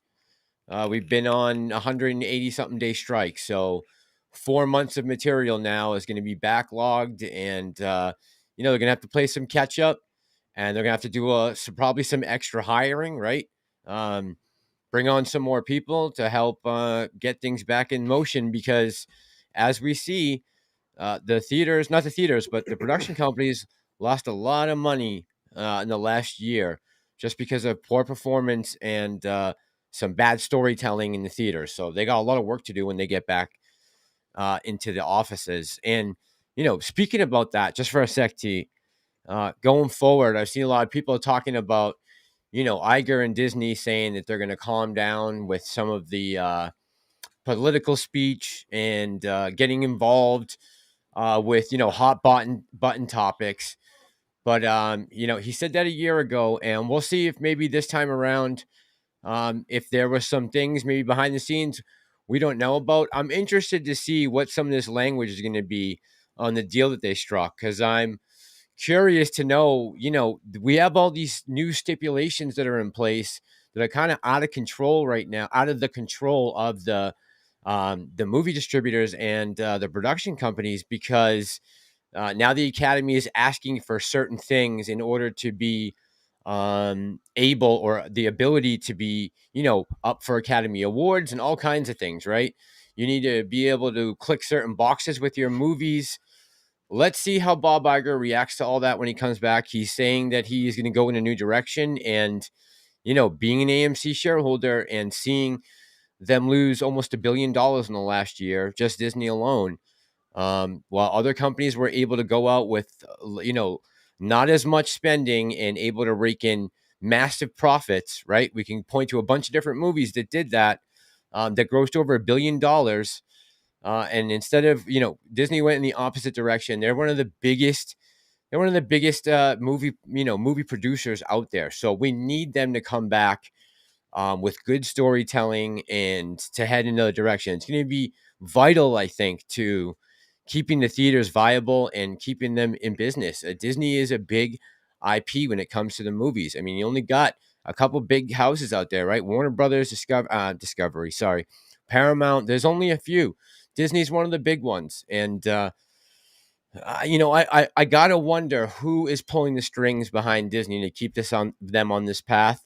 And it might just be Bob Iger, who has maybe some political aspirations. I don't know what their reasoning is, or they're trying to placate some of their workers who they've allowed infest their C-suite and their overall, the framework of their company. Really, there seems to be everywhere. There's a lot of activists over writers right now, and we need to get back to good storytelling. I think that's going to be important, and I hope there's some writing in here that says, we're going to be, I'm sure it won't be in the contract. But I hope there's some, wink, wink, nod, nods behind the scene. Like, hey, we need to get back to being profitable if you guys want this raise, right? Part of the problem might also be, Mass, it's not just the writers, but who is greenlighting these projects. Imagine all of the good, well-written scripts that just aren't getting greenlit into movies because it doesn't fit the agenda. Yeah. I mean, we shit on the writers a lot because, we get a lot of bad movies, but the companies have to take some of the blame because they're deciding what to invest in. Yeah.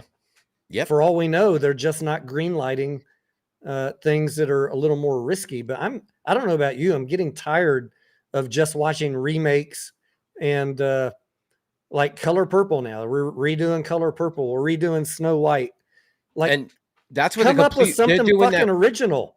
Is it true what I saw? They're doing that with a completely white cast, the Color Purple. They're changing everyone out. I don't. Oh, is that a joke? Yeah. Oh, okay. All right. I was not gonna according say to that. not according to the previews I saw. Okay, I was gonna say that would just be so wild. Like, wow. Well, I mean, we're going off the cliff here.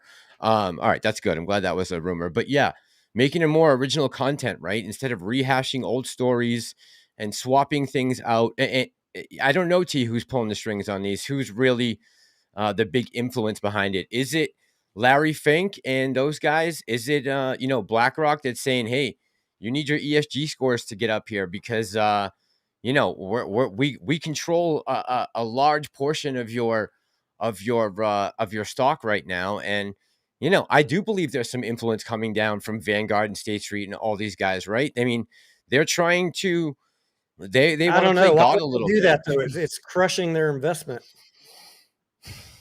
I think the globalists don't care at the end of the day. I don't think the globalists care. I think they have an agenda. And they don't care how it hurts the little guy. Clearly, I mean, they asked Larry Fink what he thought. I think you were right on in the first part of what you said, that the corporate offices are infested with people that are pushing a woke agenda. Yeah. Yeah, you can hear it in their background meetings. Like, that's definitely something that's going on. And that has to do with the DEI, right? They have to hire certain. You saw it in AMC's latest release, right? They had to make 33% of the board female.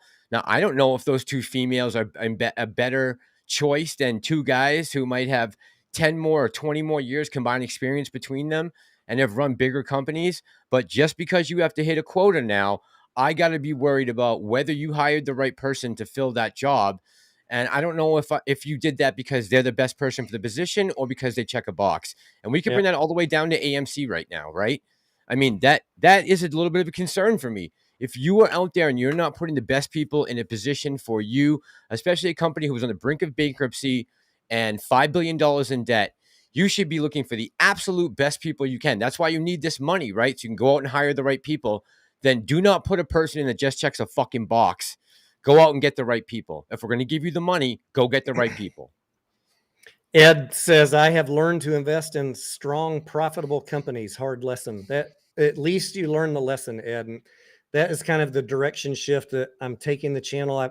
The reason I've been able to be so calm over the last couple of years is I never overinvested in AMC, and I've always urged you guys to have a portfolio that's diverse in profitable companies. But we got stuck talking about AMC because there's so much damn misinformation and people that don't want to look at the financials.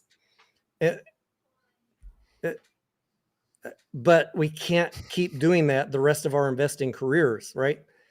You need to be building a portfolio of profitable companies, and then the fun ones, the short squeezes, the pump and dumps, the day trading, the swing trading, you can allocate a portion of your portfolio. And hey, if you're a successful, profitable swing trader or day trader, and you want 100% of your portfolio to be in that, that's fine.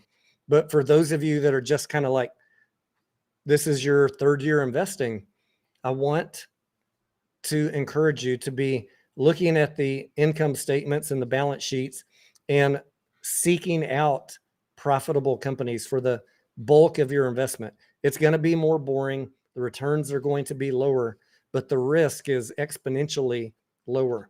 And when we get out of this funk that the economy is in, those companies are going to reward you, the profitable companies. Yeah, remember, guys, they aren't going after these other profitable companies, these blue chip stocks. The shorts aren't going after them because they are so strong. They do have good numbers. So you're not going to see that kind of volatility or that downside chance that you'll see in a company like, AMC, even though it's a meme stock and everything's getting better with them. They still have $5 billion in debt. They have some issues, right? And these other companies don't have that. They are turning a profit quarter after quarter, year after year. And you're not going to have that kind of downside loss ability to lose that much. Can we pivot off of that into the entertainment industry Sure. for 1 second? Because someone posted a question on Twitter and asked, why isn't Cinemark being obliterated like AMC? And guys, I just want to point out kind of the obvious. Like, you can take a conspiratorial look at it, or you can take a rational look at it. Like, why is Cinemark and IMAX institutionally owned? And why is AMC retail owned? Because Cinemark and IMAX have healthier balance sheets and they are generating profits. And AMC is the opposite of that. So the institutions are going to get out of AMC. Yes, there's some in it, but you're not going to see wide adoption of AMC by institutions until the company's balance sheet is fixed and the box office is big enough for the company to be generating consistent profits. When that happens, if you're patient enough for that to happen, and if you're lucky enough to buy at the bottom while you're waiting for that to happen, AMC eventually will be adopted by institutions and the price will drive up.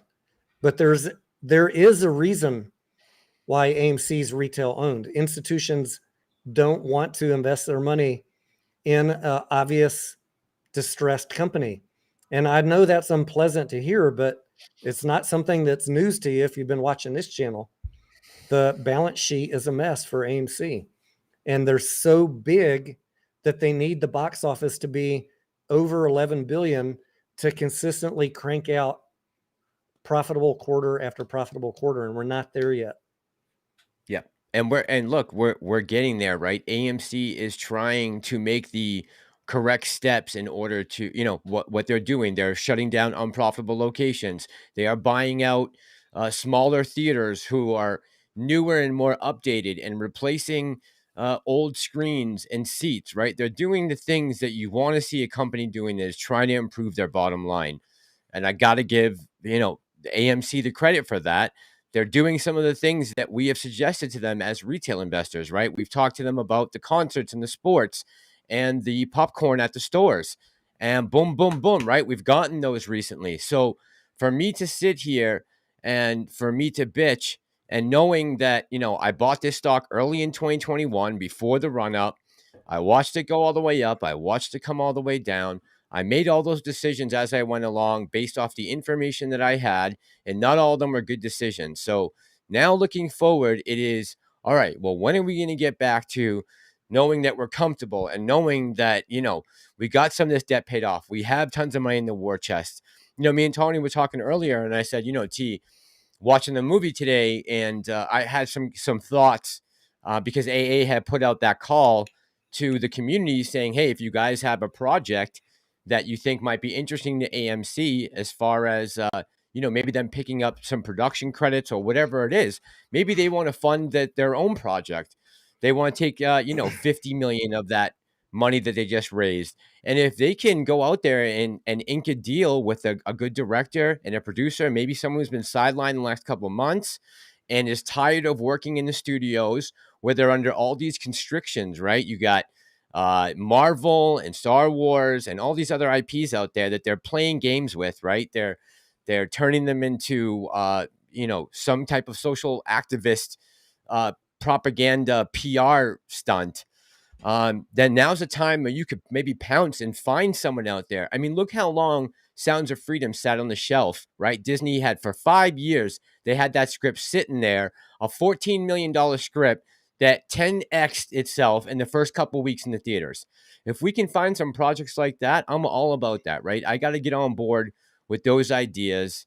And, watching the movie today, I said to myself, this is something that maybe, Adam Aaron could have looked at and said, well, let's talk to Mesrick and see how we can get this book made. Maybe AMC can give you some money and we can set up a way so that we can fund it for you to do this project. They should be looking for these type of projects, especially right now. There's a lot of talent out there. Me and Tony was saying this, a lot of talented people out there who have been able to find out how to do things, without any schooling, right? You got editors out there and people who are working on computers with graphic design, all kinds of things. And those people are looking for jobs right now. And a lot of them might have been out of work for the last 4 months. Maybe they don't want to go back to the studios and be under that, that constant pressure to have to put all this stuff into their movies, inject it with all these things, these ideas, and having to have these restrictions as far as, I have to have 33% disabled in my, my cast, and 2 of my supporting actors have to be female.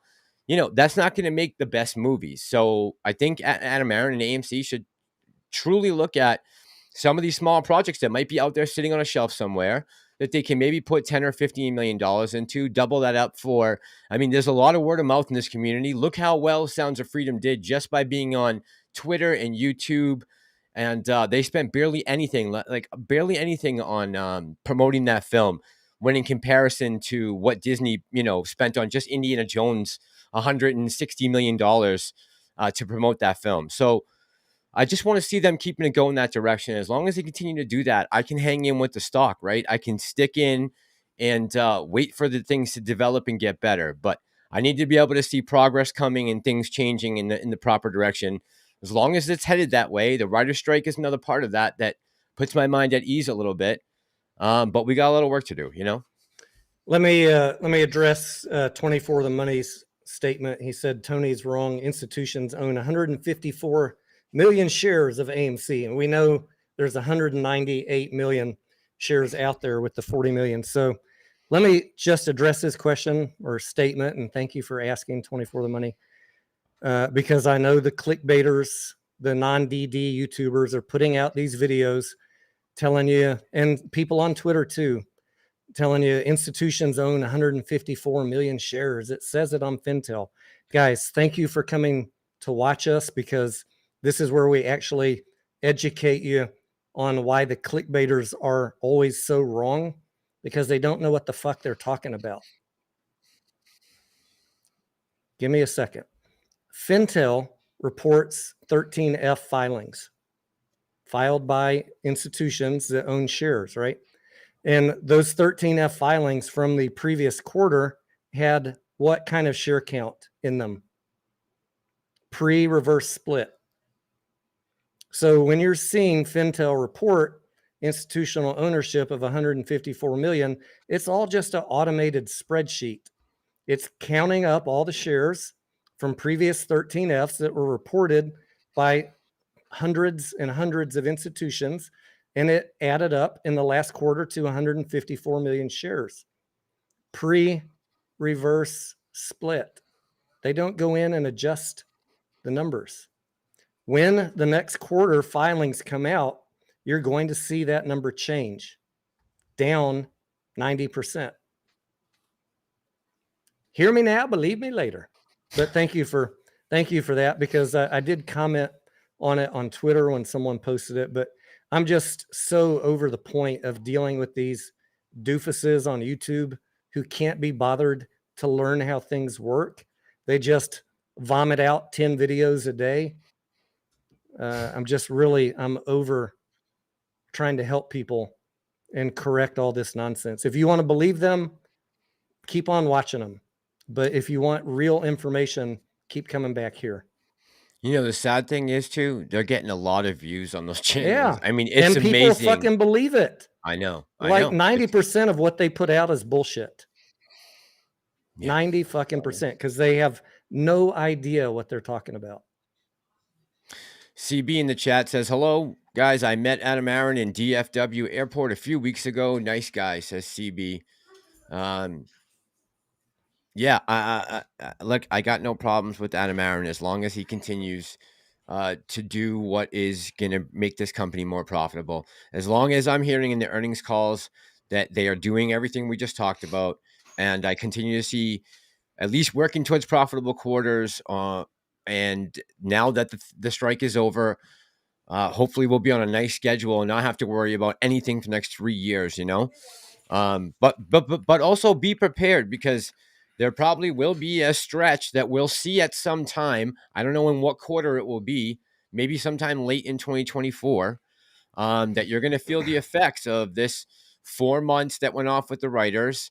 And depending on when the actors sign, you're going to see a lag with, as far as movies coming out. Now, hopefully they can catch up on some of that. But, they seem like they were in a haze still coming out of the pandemic, getting back to work immediately. So I'm not going to put too much faith in that. And whether you still want to be in this play by that time is completely up to you guys, right? But no, I'm going to talk about that some more after we get Q3 finished. And by the way, we're at 2.56 billion for this quarter. And the number that I really want to see, how many days? We got 6 days left in this month. 6 days. I want to see 2.7 billion. That's 150 million we got to make in 6 days. That is going to be really, really tough, almost damn near impossible. But we do have some good movies coming out at the end of this month. I'm going to encourage you guys to go see a movie or two. I got 2 movies booked at the last weekend of this month. The Creator and what's the other one that's coming out at the end of this month? But anyways, anything we can do to get us up to that 2.7 billion is helpful. I'm going to pull up my AMC. Absolutely. Have you heard the weekend numbers yet from this weekend? Well, I'm looking right now for the quarter, including today's numbers. We're at 2.56 billion. What do I have booked? I have, Saw 10. Okay. Yeah. So those are both out this coming weekend. So go see some movies. I mean, that is literally the best thing you can do to help this company. Even more important than buying and holding stock is contributing to the revenue of the company, because that is what makes things happen at the end of the day. On the quarterly. So I'll do my forecast for Q3 based on whatever numbers. I'm going to do a range this time, a range of if AMC gets 28% of the box office up to 30%, because we were tracking at 30% for 2 quarters, Q4 and Q1, and then we dropped to 28% in Q2, which messed up my forecast. So for Q3, I'm going to give you a range. But to be safe, we really need 2.7 billion, in my view. And if we don't, I'm going to be concerned about us not having a profitable quarter in Q3. So we'll see. We got 6 days. Go do your part. I'm going to do my part. We've seen a fuck ton of movies in the past 2 weeks, and I got 2 more. Yeah, you've been on a tear, bro. You've been on a tear. And and then Q4, I will talk about my expectations for Q4. But I need to do a little more due diligence on what I think Taylor Swift is going to contribute. I'm going to be honest. I'm a little worried about the movie slate for Q4. So let me know your thoughts. Have you looked at the calendar for Q4? And other than Taylor Swift, Are you seeing $2 billion worth of movies there? And if you're not, maybe there should be some concern, as I've been saying for 6 months, that we were likely to lose money in Q3 and Q4. And that means cash burn. That means the company needs to raise cash, which is why they raise cash. And I think that they will need to do some additional cash raise also if Q4 is negative. But thank God we got the writer's strike out of the way, and pray to God that the actor's strike is close to follow with that. But that, I'm just tagging on what you said, Mass. Like, there's going to be some repercussions in some upcoming quarters about the impact of the actors and writers strike. Yeah, absolutely. Yeah, we're gonna feel that at some point. I just hope they can, make up for it in a good way. Hopefully, there's some good stories coming. I know there are some plans for some good movies in the future, and we got a couple releases in Q4 that might do all right. But just looking back to 2022, right? We had Black Panther: Wakanda Forever in that quarter. We also had the release of Avatar, and we barely cracked 1.7 billion with two. I know Q4 last massive year movies. fucking sucked, man. Yeah. We were down 14%, right? So, just keep that in mind, right? MC, thank you for the super chat, brother. Thank you, MC. Thank you. How much did we lose that quarter? I've got the spreadsheet here. We lost 235 million. Wait, yeah. No, sorry, that was Q1. 235. Q4 we lost $287 million on. Let me take out depreciation. Hang on one second. Basically 135 million if you don't count for depreciation, but on the income statement it was negative 235 million. Yeah. We need the numbers consistently over 2.7 billion for AMC to quarters. have a shot at posting positive earnings per share. Yeah. Let me say though, I did see the trailer for Killers of the Flower Moon. Looks like an excellent movie. There's a lot of Oscar chat about it right now, about Scorsese's directing and saying it's Leo DiCaprio's best film. But is it something I think is gonna blow the socks or the roof off Q4? No. It'll be good for a few hundred million. It'll be good. Yeah. But do I think it's gonna be 5 to 750? No, probably not. Aquaman 2, are we gonna get a repeat of $1 billion like we saw with the first one? I don't. What else? They pushed Dune back to Q1. The second. Steven said with the resolution of the strikes, maybe some of those movies could be pulled into Q4. I would love to see that. I mean, we need it. We need movies pulled back into Q4. Yeah. That'd be nice. Yeah. That would change my outlook on things 100%. The only issue is a lot of people right now are nervous. Well, what I'm seeing is a lot of people are nervous because of all the Oscar buzz about Oppenheimer and having it go up in this award season, the one that's coming up in February or March, spring, whenever they do it in 2024, saying they have to go up against Oppenheimer, which I think is going to run the table on everything. So I heard a lot of rumors that that's why they pushed Dune 2 into Q1 of 2024. They didn't want to compete with Oppenheimer as far as, the cinematography, the score, a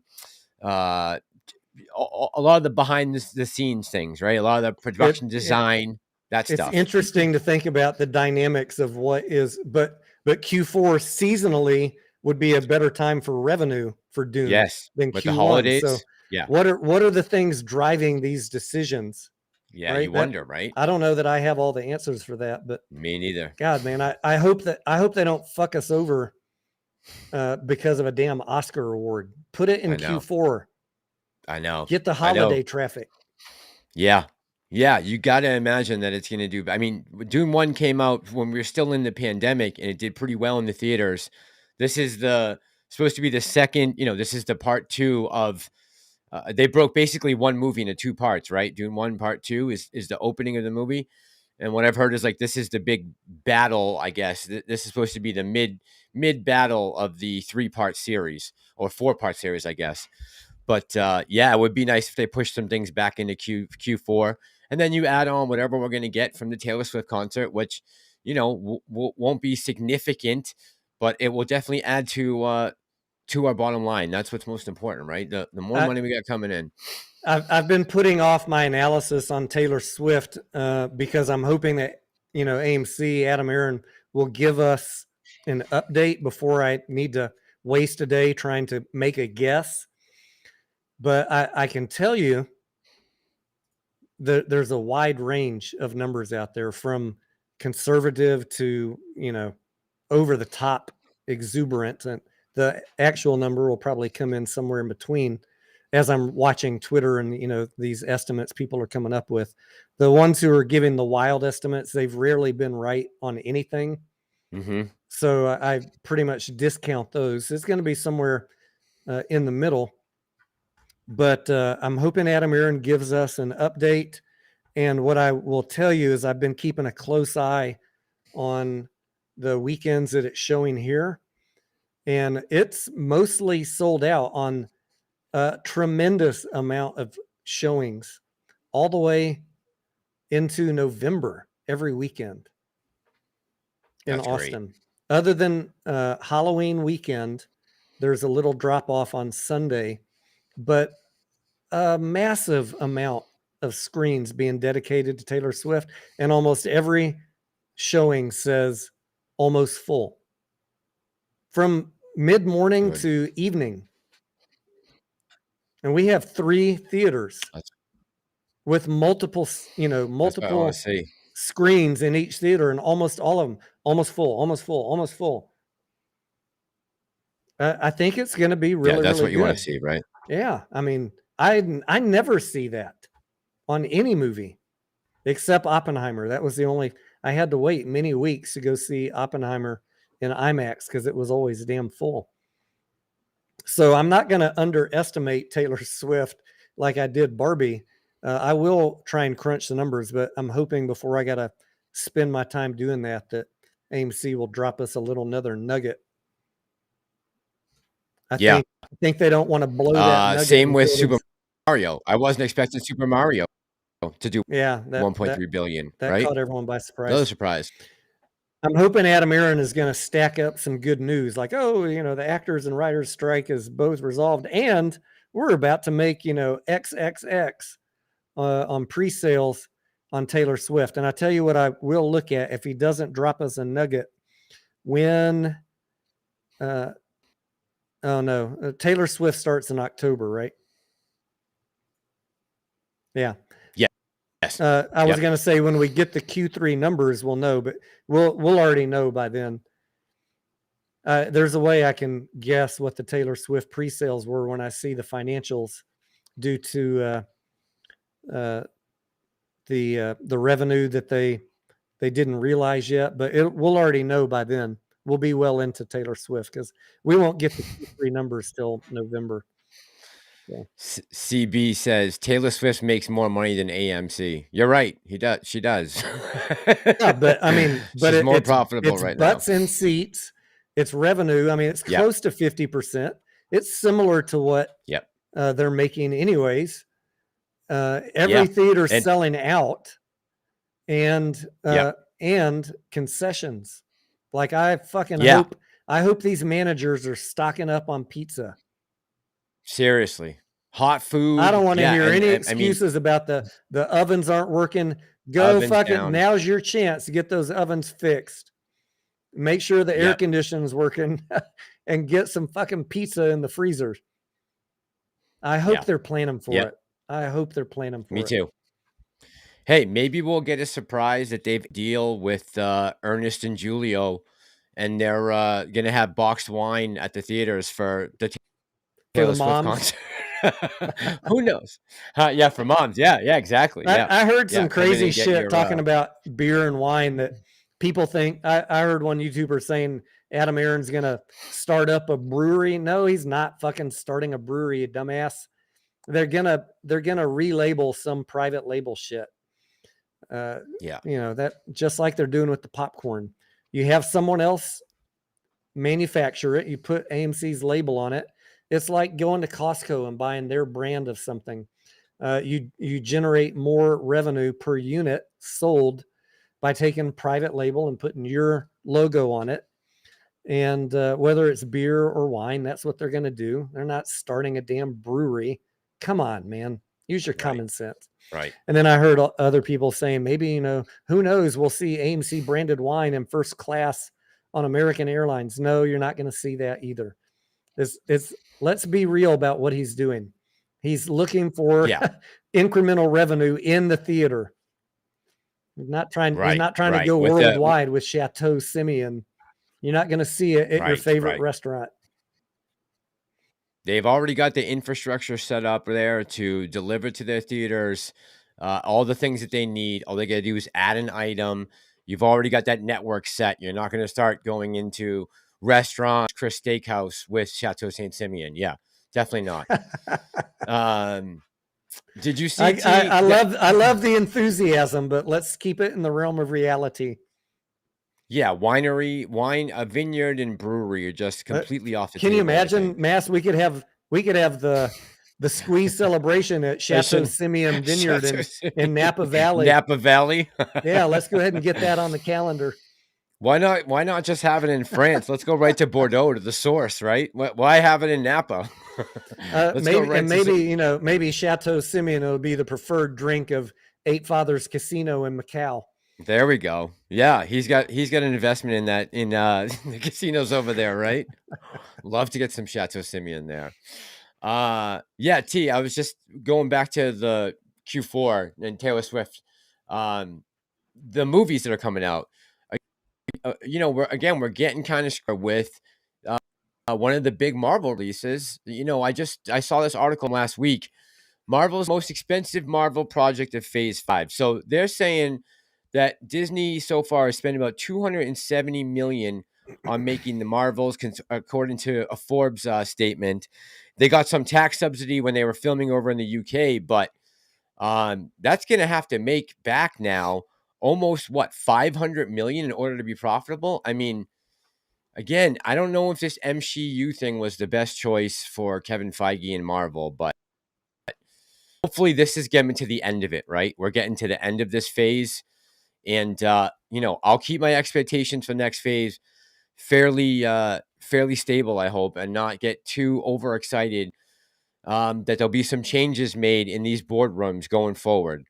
I'm going to be mean. I'm going to be mean and say, I don't care if the studio loses money. Maybe that will be a painful lesson to them, but AMC is still going to make their revenue share, even if the studio loses money. So that's how I feel.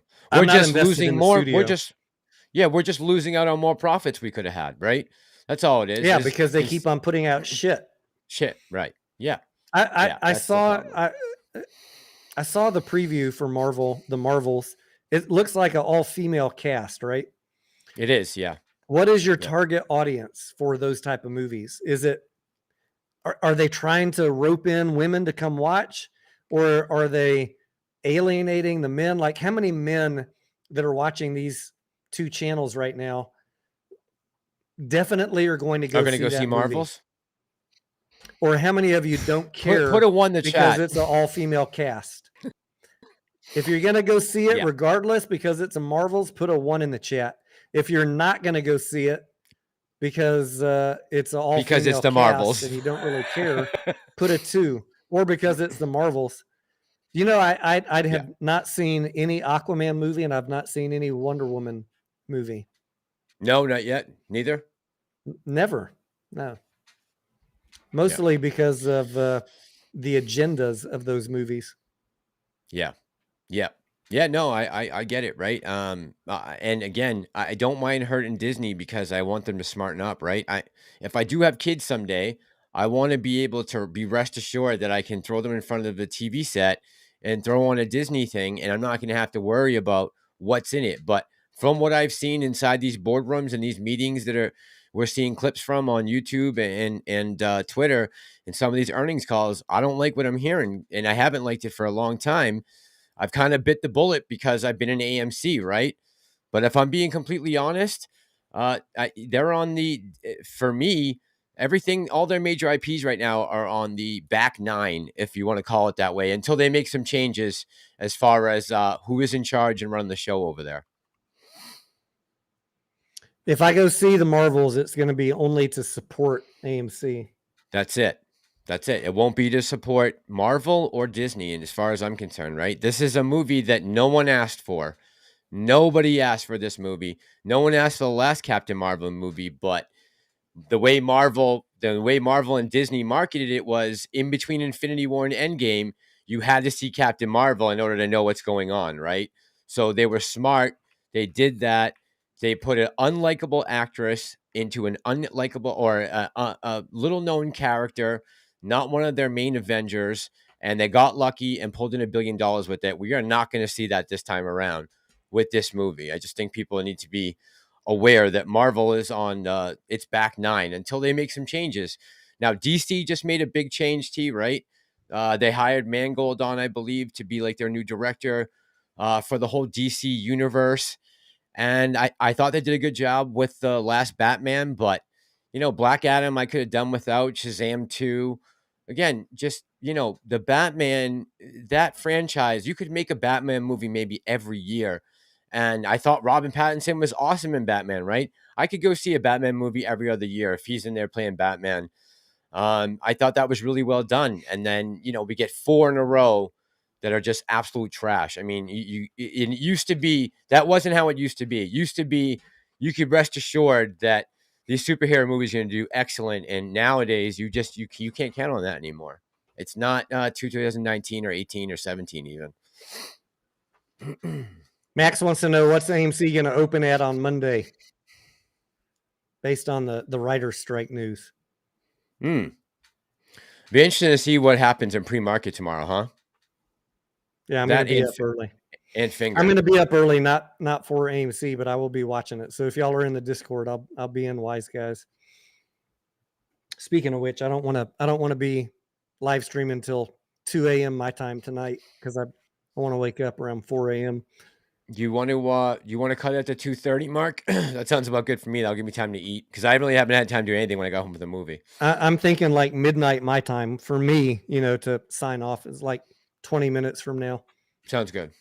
We can do that. Or we could go till midnight 1500 hours. So it'll be around 3 hours. Okay. It's about 25 more minutes. Yeah, like 30 minutes. As long as people still have questions. Damrick says based on the writer's strike being resolved, AMC will probably go down in the morning. Seriously. Yeah, probably. If we get any good news, obviously we got the good news, right? But if something else pops off between now and then, yeah, look for some downside action in the morning based off the news that the fucking strike's over. The problem is the market has been in a downturn cycle for the past few days. So that is more what I'm looking at. Not, it'd be nice if there's some industry specific news that can make the theater stocks go up, but we're being dragged by the overall market. So I'm hoping that we get some change on that. And that happened to you without even getting an interest rate raise. Imagine. I know. You know. Well, they're thinking ahead, right? They're thinking future raises. Future raises are coming, and it's the pain is not going to stop anytime soon of high interest rates. So market didn't like that. I don't think they're going to sacrifice the market to curb inflation right now. I think they would rather keep the market as inflated as they possibly can to make it look good to the rest of the world. And who cares? Americans are hurting with inflation, right? Let's just make sure that the markets stay up and that we have foreign investors keeping pouring money into. That's the way I'm looking at it right now. Is they're going to sacrifice the middle class and the lower class in order to continue to raise rates and hope that the market stays overly inflated right now and still looks good to investors, so they keep pouring their money in. I think we're going to be the sitting ducks. I I see a lot of people in the chat commenting about Taylor Swift was at the Kansas City football game. Does her family live there in Kansas City? I have no idea right? where she lives. She's supposedly dating one of the football players, correct? Travis Kelce. Yeah. Yeah, but does her family have ties to Kansas City? Like, how did Adam Aaron know her parents? I thought she was from Tennessee. Hold on. She is from Pennsylvania, West Reading. I wonder how that whole like Adam Aaron, Taylor Swift thing started. Like, so she moved from Pennsylvania to Henderson, Tennessee when she was 13. Let me see where she lives now. If I can see this. Maybe her dad is in the investment world, right? Maybe he just had the idea, how can we help make Taylor some money, and went to AMC. Yeah, he used to be a stockbroker for Merrill Lynch. Her father, Scott. Yeah. Yeah, it's interesting. I don't know how they got hooked up. Oh, yeah. 24 the money. Thank you. He said, I do remember seeing that headline. I didn't read the article. Joe Kernan said he put them in contact with each other. Oh, is that right? Joe, I did see that. I did see that a week or two ago. Oh, CB says she lives in Franklin, Tennessee. Okay, I've been there, CB. I know where that is. Franklin, I believe that county tried to separate from the rest of Tennessee. I think they almost went to war with Tennessee. I'm pretty sure it was Franklin. Because I know when I was there, they had Bank of Franklin, and I was asking someone about it, why it was like looked like, or why they were calling it a state bank, or there's something about it that made Franklin independent from the rest of Tennessee. And someone said, oh, they almost went to war with the state back a while back. I don't remember what the reason was, but yeah, it was kind of interesting. Steven says they reached out to Adam Aaron after Hollywood declined the movie. Wow. Why would you decline?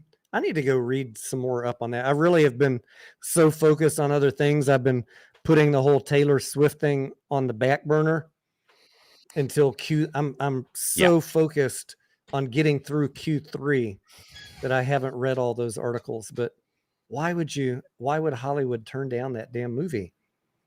Fucking idiots, man. I don't know. Seeing how well Elvis did and picking up all those Academy Awards on a guy who died 40 years ago, you would think a current pop star doing her story would be kind of good, right? I don't know. I just hope that, that it is wildly successful and that leads some other artists to approach AMC about doing, similar type concert movies. I'd love to see more of that, more utilization of the screens for concerts, more UFC fights, sports. There's so much, like Mike just said, other things that AMC could do. MC just said, football. Like, where is I got to say, when I was out in school in California, we would have to wake up at 10 in the morning and catch the games back in New England, and we'd have to go all the way into town. You'd have to get to a bar by 10 a.m., which didn't start selling booze yet. Open your theater up to have some Sunday NFL games or Saturday college football games, and have the alumni meet there. Have the local Facebook groups meet at an AMC theater to do their drinking and watching the game, right? You got the comfortable seats. You got a dark theater with huge screens. I mean, you got a bar right there. You got everything you need to have a party, and you don't actually have to go and pay through the nose to go. They used to charge $25 just to get into the door. This place I went into in Pacific Beach, it was called Lahaina Beach Club. We'd go there every Saturday morning and watch the games. They charge you $25 just to get the ticket, right? Just to have the ticket to get in the door to watch your games. So, and there used to be every weekend, there'd be Alabama alumni group that would meet there on Saturdays, and then Oregon would come in. I mean, that could be like perpetual dollar bills coming in if you could get the rights to broadcast. Yeah, I mean, if a bar can get the rights to, why can't a theater? Why can't a movie theater? I don't get it. Yeah, I don't know. I don't know. It's the one thing that they haven't really done as much as I thought. Besides the UFC portion of it that they kind of looked into a little bit last year, and they had a couple fights. I haven't really seen them expand with that. I don't know if that's an issue with college football or the NFL or NHL as far as the licensing goes. I have no idea how that works, but there's got to be a way to do it. There's still some UFC fights. I keep on missing them, but one of these days, if I can catch one and it works for my schedule, I'm going to go see one at AMC. Like every time that I notice it, it's already too late. Yeah. Yeah. I want to go see what the experience is like. Yeah. Watching a UFC at AMC. Yeah, especially a good fight, right? Or even a boxing match, like to go see like Tyson Fury fight. There's some big ones coming, right? I wouldn't mind going to see a boxing match there. Unfortunately, it's really irritating. We sometimes go to the sports bars to watch them, and it's so damn crowded, and you can't get a drink. Yeah. And the atmosphere is fun, but it's more irritating to me than. And then if you want a chair, forget it. It's even more expensive. It's loud. Do you want a chair for $50 or you want standing room only for $25? You want to do you want to sit in a lounge chair that reclines 90% with a cup holder right next to you, right? Yeah, for $18, I'll take the lounge chair in a theater. Yeah. Thank you very much. Absolutely. Yeah, I wonder, there's got to be some reason that AMC hasn't dug deeper into that. Either they don't think they can make it profitable, maybe the overhead is too much, but I would think if you were to put feelers out there and say, hey, we're looking for alumni in Facebook groups, we're wondering how many people we could get, would you guys be willing to rent out a theater for X amount of dollars? I mean, that's what they have marketing and R&D for, right? They should be doing that. Put some feelers out and see what people are saying. There's probably a lot of these alumni groups and I'm trying to think of the other word. The people who, move out of the state and go somewhere else, but they meet up for the college football games or the NFL games. I think that's something we should definitely be exploring. That's not a particularly busy time at the theaters, the mornings. And maybe they are. I mean, maybe they are exploring it and they don't want to tip their hand. It would be nice if they would give us some breadcrumbs. Let us know you're looking into stuff. Yeah, I think nice. That's this big desire from the investor community is they want to know what else are you doing to generate revenue. Okay, popcorn, private labeled candy, wine, whatever. But we need butts and seats to purchase those things. Yes. Yeah. Right. Yeah. Bottom line is you need the you got 10,000 fucking screens. Yeah. What are you doing to get butts and seats? I don't want to hear that you're going to have to keep diluting till 2025 just to survive till then. Come up with some other butt and seat ideas like Taylor Swift. Yeah.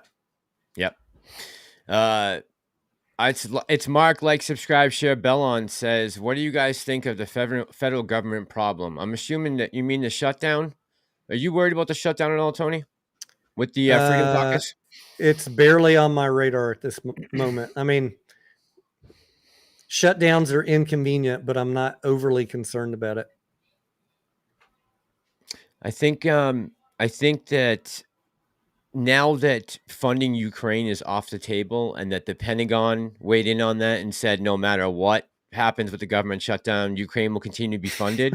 I think that takes kind of some of the wind out of the sails of the Freedom Caucus, That was their whole reason that they were going to try to shut it down, right? They said not until we secure the southern border do we send another penny to Ukraine. But if the Pentagon is now saying that, well, Congress can't do that in a shutdown, that the government needs to continue funding Ukraine, I don't see the point of them holding a knife to Kevin McCarthy's throat anymore, right?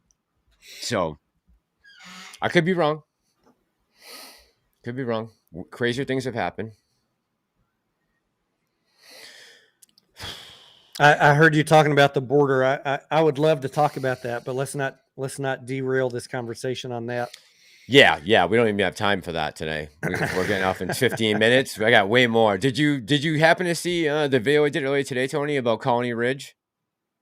I've watched your other videos, but I haven't seen that one yet.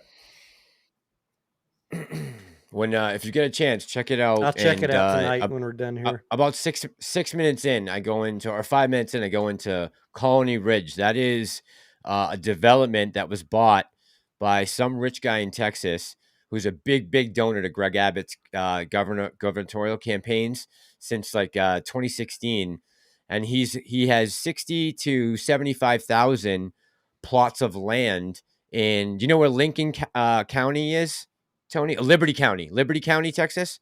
Liberty County. No, we have hundreds of counties here. Okay, it's on the southeastern tip of Texas. Like, as you go up in the triangle there, it's up in that area. But he's got 60 to 75,000 plots of land that he is selling to illegal immigrants with no paperwork. Yeah. Yep. So, yeah, again, and this is a guy who is heavily donating to a Republican governor in Texas who is supposed to be all about shutting down the border. And, I guess he's done a significantly okay job. I don't know how you guys describe it down there, but seems like everything he does is a dollar short and a day late. But yeah, it's crazy, man. I mean, before we get too deep in that tangent, because we'll end up spending 20 more minutes and then we'll get our stream demonetized. Andrew says they need to do more $5 movies once a month on Saturdays. What do you guys think if they were to do a $5 movie day? Would you want it on a weekend, or would you want it on a weekday to drive traffic on a more off day? They already have 30% off. Right? They have 30% off for the early screenings. Would you support like a $5 Wednesday every day of the week, every Wednesday of the month? Wednesday. Yeah. 4 days out of the month. That wouldn't be weekends. Bad, right? Yeah. You bring in more kids.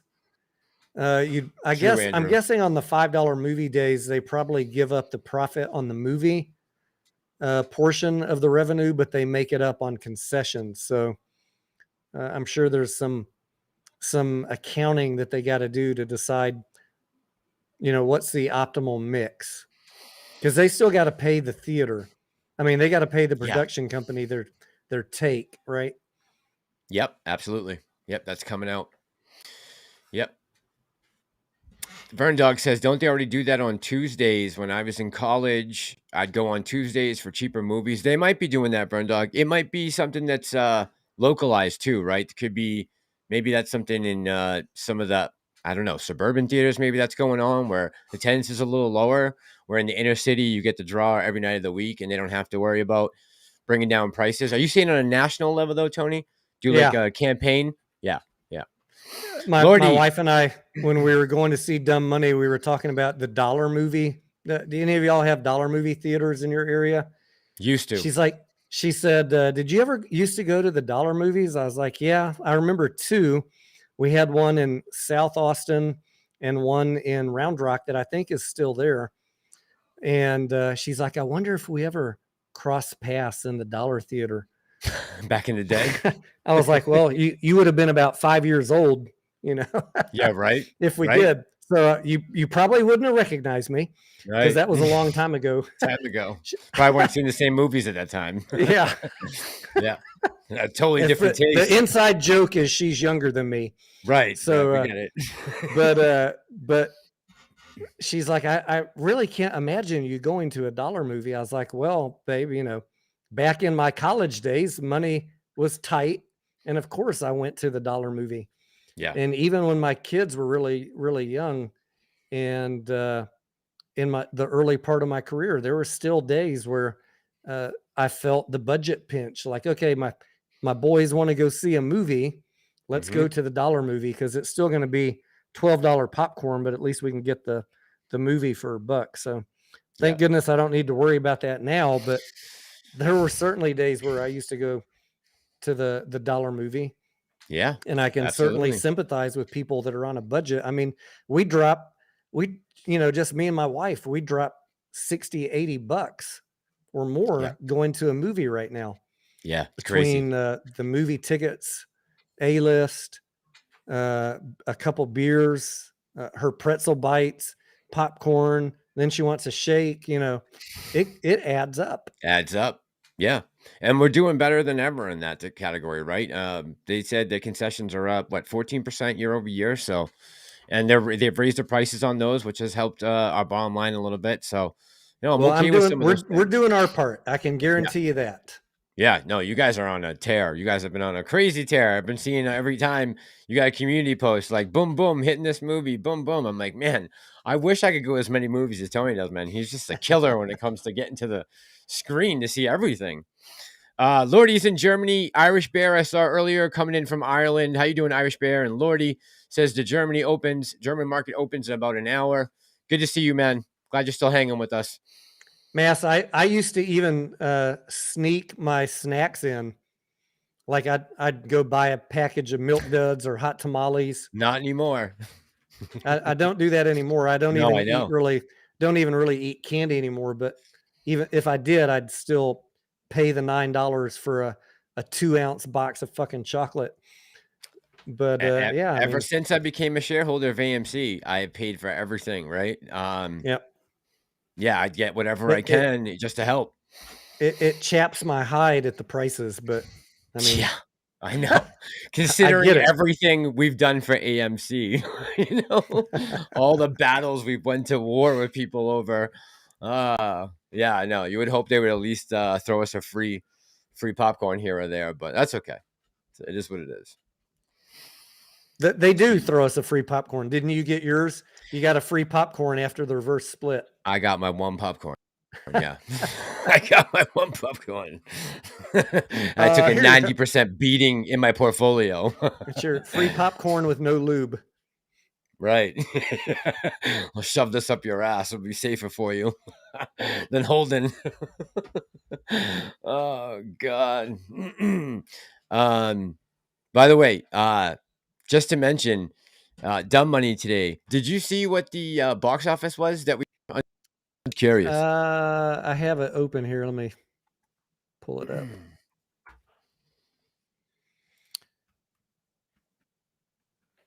What do we got for numbers so far? Because it hasn't even officially opened yet, right? No, 29th. So it's saying for this weekend, 2.5 million was the gross for Dumb Money. So, I mean, that's nothing, right? Nope. The Nun 2 was the highest grossing movie of this weekend, 8.4 million. And Expendables 4 was 8.3 million. Yeah, that flopped, unfortunately, huh? I guess people are done with Stallone Well, and Van Damme. Coincidentally, we watched Expendables 1 last night on pay-per-view. And I don't know that I remember the movies. There's like 3 of them before this, right? But I don't think I ever saw Expendables 1. And as I was watching it last night, I was like, this is the original. It's like a forgettable action movie with a potentially great cast that is really just wasted. And so I looked up the reviews of Expendables 4, and it has a Rotten Tomatoes critics rating of 17%, which is like horrible. And I think the audience score was about 72%. So if you're a fan of the franchise, I guess, it delivers exactly what you'd expect. A bunch of explosions and famous faces and maybe a witty line or two. I might add that to my, my list of what to go sneak in this week, but I need to watch number 2 and 3 on pay-per-view. I don't even think we didn't pay for it. I think it's just it was on Tubi, Tubi. It's like a free app with commercials. Yeah. So I'm aware of it. I don't remember seeing number 1. I know it's been a long time, but I have a pretty good memory for movies. And as I was watching it, I was like, I don't think I've ever actually seen this movie. Yeah, I haven't seen it either. It's Mark. Have a good night. And Super Steven says seeing Creator is going to be the one to watch. You're going to see that right this weekend? Yeah, I already have my tickets booked for the Creator for this coming weekend. It looks pretty good. Yeah, it does actually look good. I've seen the preview. Looks pretty good. And like I said, the Flowers of the Moon looks really good. And I'll probably go see Napoleon just because I'm a huge war buff. I love especially Napoleonic War. That's like my favorite time period in history. I just love the uniforms. The way the guys dressed up to go shoot and kill each other is just phenomenal, right? The outfits they wore. I mean, it's fucking badass. And they what they just wore line during the up. Napoleonic They Wars. just line up and Yeah. blast away, right? It was very Yeah, line up- civilized. Yeah, it was very civilized. You'd have a cavalry charge come in. I mean, they'd line up and they'd form a square. I mean, I can't wait to see like some of that battle stuff from What movie Waterloo. is that? Napoleon with Joaquin Oh Phoenix. yeah. Does that have what's the main actor's name that's in that one? Joaquin Phoenix. Yeah, Joaquin. Yeah. I like him. Yeah. And I saw the previews for that, and the same thing. I was like, I cannot wait to see this movie. I'm excited to see it on the big screen, definitely. I love all sort of battle movies like that, and a lot of the Mel Gibson type movies along the same Me too. genre. Or what's that other dude?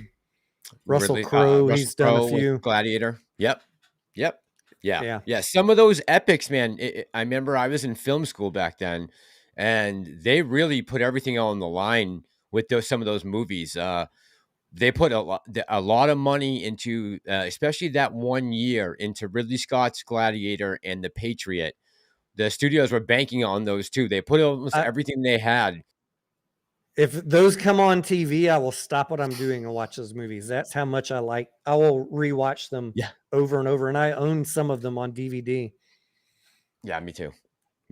Yeah. The studios were heavily banking on those two movies because they were both in trouble at the time. And I remember in film school, one of my professors saying, if these two movies don't do well, you might see a production house go down this year. And both those movies smashed it in the theaters. They did unbelievable when they came out to HBO and then, to DVD and Blu-ray. So, yeah, I remember that distinctly, that those big epic war movies back then were doing really well. And again, that's another genre we've kind of just lost over the last 3 years. Like, when was the last time we saw a Braveheart or a Gladiator or a Patriot or anything? We haven't. One of my other favorites that I put in that same genre, I don't know if you'd agree, but Last of the Mohicans. Oh, absolutely. Yes. Fantastic movie. Yeah, that was great. Same thing. I will watch that thing every fucking time it's on. Yeah. Same director, Tony, is doing, what is the movie I just saw the preview for today with the car racers and Adam Driver's in it? I just saw the preview today. No, not Gran Turismo. It's an older movie. And they were racing it looked like old school Ferraris. And Adam Driver was the main actor. He's got white hair. He's got obviously a facial piece on. Help me out, chat. What was that? When is the Napoleon movie? Is that not till next year? No, it's November, I believe.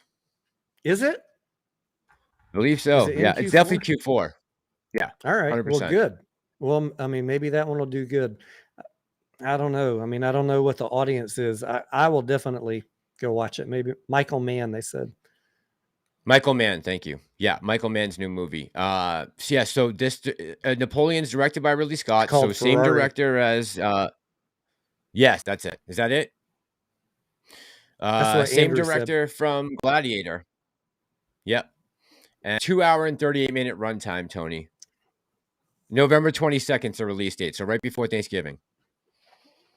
So hopefully I wish they could just put a movie out like that once a week. Like, why can't we have something a la Patriot or Gladiator or Last of the Mohicans? Why can't we have regular good fucking shit like that? There's a ton of stories out there that haven't been written. I mean, when was the last time you saw a good movie about the charge of the 7th Cavalry and the Battle of Little Bighorn? When was the last time you saw a good movie about that? That could be brought to the big screen right now and probably do extremely well. I think we talked about this a couple weeks ago. There's a lot of historical movies out there that look how good Saving Private Ryan did in the theaters. That I love Saving Private Ryan. I like a good sniper movie too. Yeah. The audience that guy. The sniper movies. He was awesome. You get the war elements, and then you get the suspense. Yes. Any sniper movie, whether it goes all the way back to World War II, whether it's World War II or something over in Iraq. If there's a sniper in it. Yeah, Bradley Cooper. I like it. Yeah. Yeah. Yeah, me too. Me too. Yeah. I think Steven was saying Gladiator 2 is coming. Yeah, Super Steven, I have seen that. Remake Yeah, I did see Gladiator that. with Brie Larson as Maximus. Bree as Maximus. Yeah, that's what's coming. There's going to be Oh, a fucking God. Gladiatorette movie. They're going to fuck it up. CB got it. Enzo's the name of the movie that I saw Okay. with Adam Thank you, Driver. CB. But yeah, we need some more of those big historical epics, right? Think about what's that movie? Legends of the Fall, right? About World War One and the people living out in the middle of Canada back then. That whole story. I thought that was a great story, man, with Brad Pitt and Aidan Quinn, Yes. Julia Armand. Yeah, that was a good flick. Fantastic. Good flick. Well, I'm Yeah. glad to hear that you have some good taste in movies. See, there's one thing that we will never disagree on. Good movies. Epic battle movies. Yeah, that's the stuff. That's my favorite. Yeah, that's my stuff. Yep. All right, T. Should we wrap it up? Do anyone else have any questions they want to get out there? Anything before the market opens tomorrow? Anything we can answer for you more minutes. besides where the price is going? George, how you doing tonight? See, George came into the chat. Vern Dog, Maximus CB. Just say hey to a couple of people I didn't catch earlier. Andrew Franchese. And anyone else we missed? Vern Dog, Anya, Lordy, we got. All right, yeah. Can we talk for a second how disappointing the Tom Cruise movie ended up doing? Which one? Mission Impossible? Yeah. I'm surprised, right? I think it just ended its run at the theaters, and I felt really bad for Tom. Me too, because he put so much into that, right? It did. I want to say 170 million. No, 220 million domestic. Oh wait, no, that was Fallout. Sorry, let me get the right one. Dead Reckoning, right? Yeah. I'm pulling it up. Yeah, I was right. 170 million. It fucking Fallout did better than Dead Reckoning Part 1, and he had a massive marketing campaign on this movie. I know. 172 million domestic, 567 million worldwide. I'm really did better disappointed overseas. Yeah. that people didn't take a liking to this movie. Was it because it was 3 hours long? I think that had something to do with it. What was the runtime? Was it 3? 2 hours, 43 minutes. Yeah. That and timing, right? When it came out, T, there are a bunch of movies that were still in their first couple weeks of running. I mean, look what Taylor Swift did to push movies around, right? Maybe Mission Impossible should have done that. It even maybe backed it up off of Top Gun, right? I mean, Maverick was just kind of cooling down at that point. We were still kind of beaming from 1.3 billion in Maverick, right? Maybe it was too close. I don't know. I thought it was a great movie. I thought about going to see it twice, but there was just too many other movies to go see. I will watch it again at home, and I enjoyed watching it at the theater. I wish I could have seen it in IMAX. Yeah, it would have been nice, right? He did put a lot of work into that. I'm sorry it didn't work out so well, but he did awesome on Maverick, right? That raked in. I mean, that's, going to be going down on one of the movies, right? Are you going to see Paw Patrol? Theater, as far as theaters go, a big W. And Tom Cruise always does well, right? Usually. What about Paw Patrol? You have that one on your slate? I don't. What's Paw Patrol? It's a kids movie. Oh. I was talking about all the movies to go see this week, and someone said, "Oh, I guess you hate Paw Patrol." I was like, oh, "No, I just no kids. I don't think about kids movies, but I hope Paw Patrol does well." Let's see how it did this weekend. Oh wait, it might not be out yet. Maybe it comes out next week. Is it next week? Gran Turismo only did 1.5 million this weekend. God, that sucks, man. I know. That's such a good movie. Yeah, you love Blue Beetle. Huh? Blue fucking Beetle did better than Gran Turismo. Guys, go see Gran Turismo. Go see it. If you don't like it, you won't get your money back, but you can come back and yell at me. I was going to say, if you can don't come like back it, and I'll scream give into- you your money back. I don't have that kind of pull. But I think you really enjoy Gran Turismo. I was blown away because I had very low expectations going in. 29. Someone said it's not a kids movie. What do you? I think you're thinking the one with the dog, Strays. Oh yeah, Strays is That's not good. a kids movie. Yeah, you. But I think Paw Patrol is. Am I wrong on that?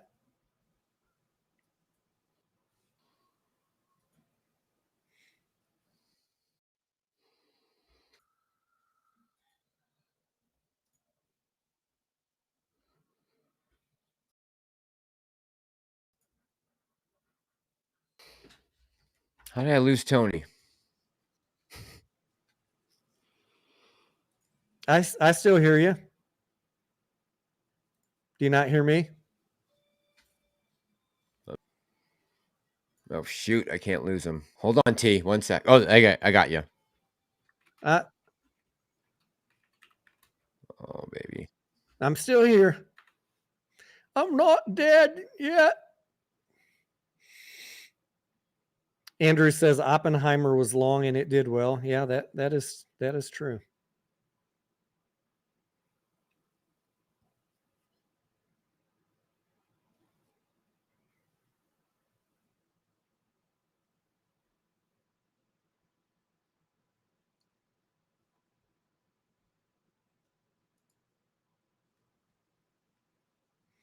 I'm looking up on my screen. It looks like I can still see myself, but I don't see Johnny anymore.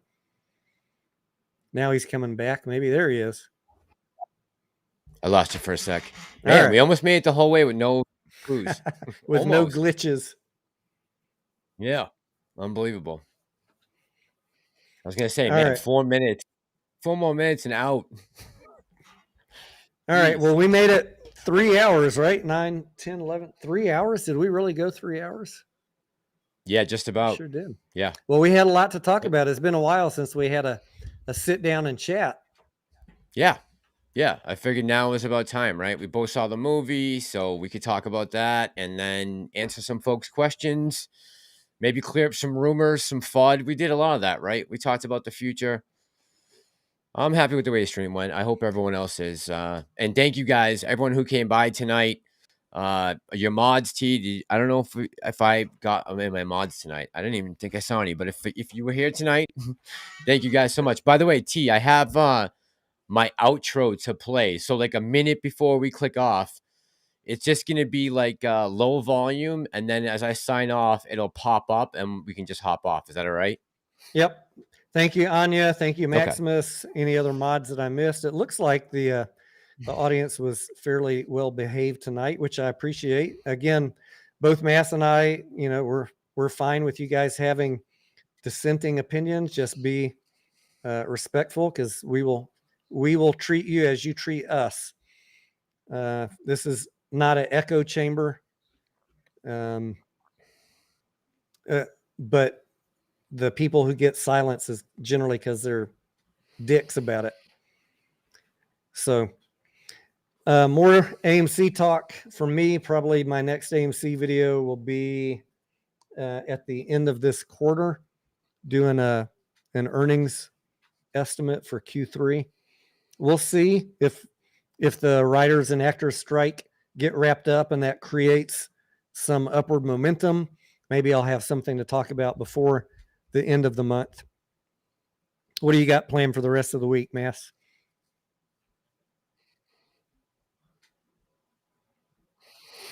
Not too much. I got a couple videos that I'm working on. I want to keep up with this border story, and we'll talk a little bit about the theaters. I'll probably do a more in-depth review to Dumb Money and just my feelings coming out of it. And it really did a little bit. I'm gonna say, to be honest, I really did get a little rejuvenated into remembering why I got into this play.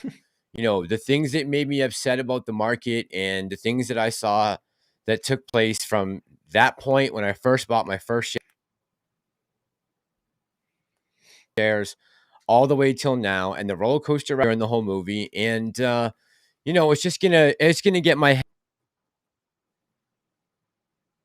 head back into the game to get on these market, because honestly, I don't know how long I will continue to hang out in this space if I feel like a lot of times, 9 times out of 10, I'm going to lose, right?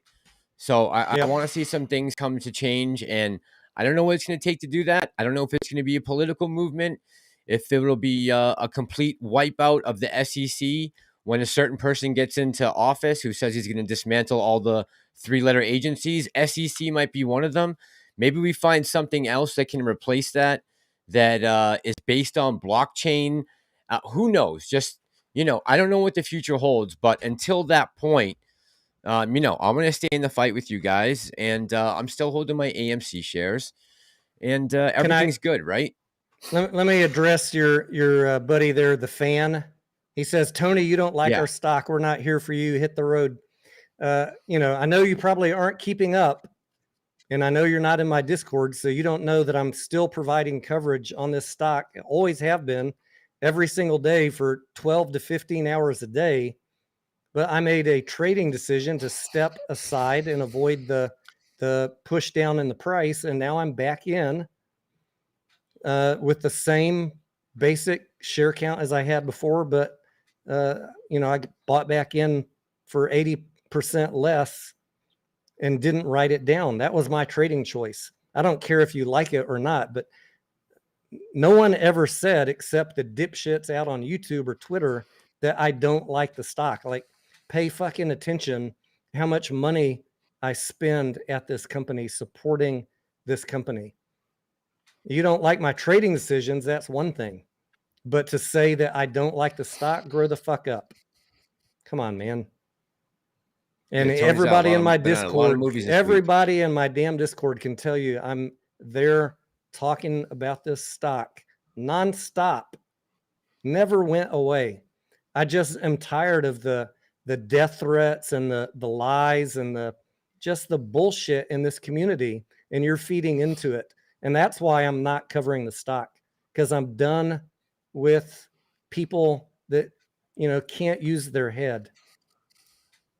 So if you want rational coverage, stay tuned to the channel. If you want clickbait, you got all the clickbaiters out there. They'll give you 10 videos a day with a bunch of lies and nonsense.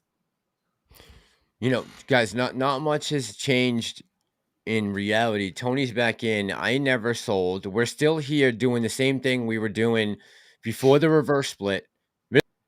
This is handed to us by the shorts, right?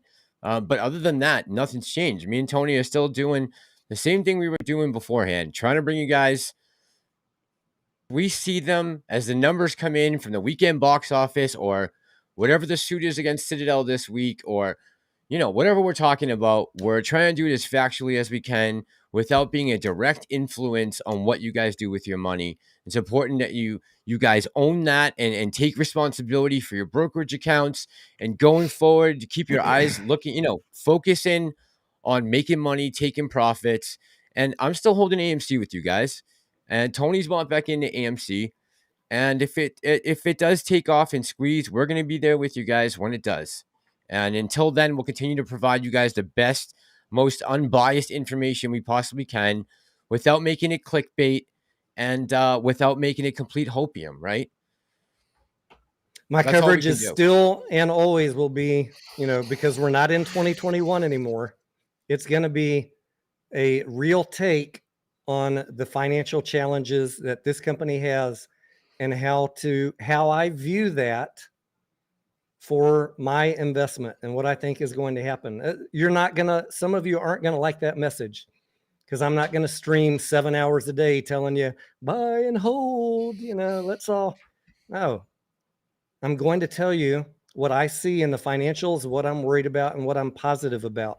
And if you don't like that, there's plenty of other people to go watch. I don't care.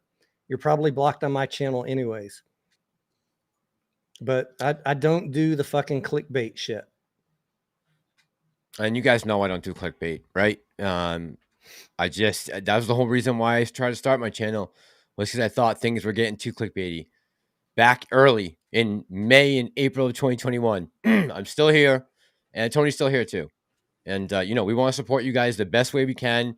And I think bringing you facts and, you know, financials is the best way we can help with that right now. And by going to support the theaters.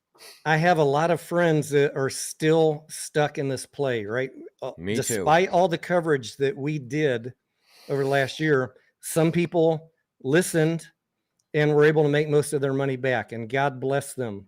Like I said earlier, I have friends that were down $200,000 that have at this point made almost all their money back in this play by carefully listening to the DD on this channel.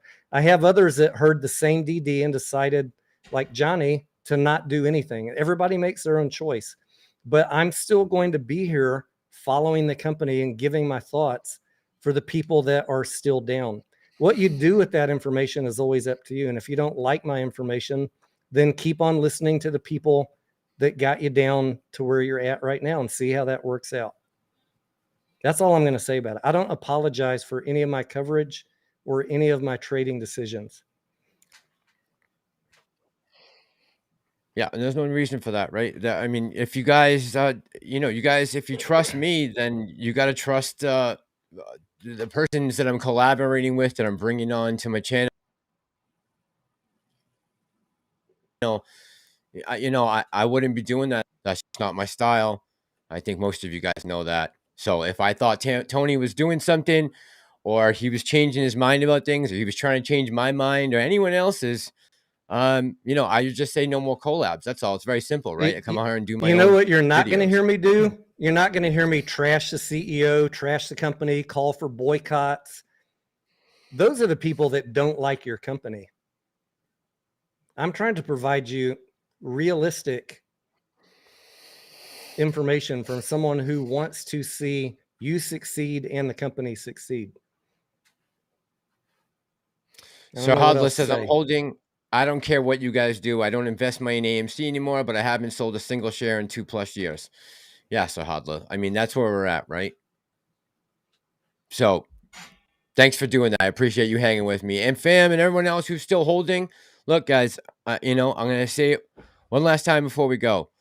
I still want retail, obviously, to win, right? I am a retail investor. I want AMC to spike and make us some crazy money, but I'm not going to mislead my audience when I've been here for 2.5 years with the rest of you, and I've seen what's happened to the stock price, even though the fundamentals keep getting better. And if I can't make sense of that, it's hard for me to speculate on what the price action is going to be or what's going to happen in the future. All I can do is hold with you guys here, and I'm going to try to take profits going forward in little bits and pieces to try to make back some of the unbelievable losses I've taken in the last 2.5 years. And I think we all should be learning how to move forward in this market or get out of it. And by the way, I've never shorted a stock, and nobody pays me for my opinions. Me neither. Let's just close with that. I would never short. Yeah, I would never short any stock. I've never shorted a single stock in my life. Ever. Yeah, I know. Yeah, I know. Neither have I. Yeah, it's unfortunate. You know, it's unfortunate. Unfortunate the lies and the nonsense and the conspiracies and the bullshit that we got to deal with from people out there, keyboard warriors and video warriors out there on YouTube and Twitter. But such is the life of talking about an emotional play, Mass. Yeah, I'm trying to keep my emotions out of it. But, you know, it's difficult. Guys all for coming out and tonight, adding your opinions and what you had to say. Tony, thanks for joining me, man. As always, bro, I appreciate you coming on. We'll see you on the next one. I hope you guys... Yeah, have a great night in the week in the market, everyone. You guys have a good night.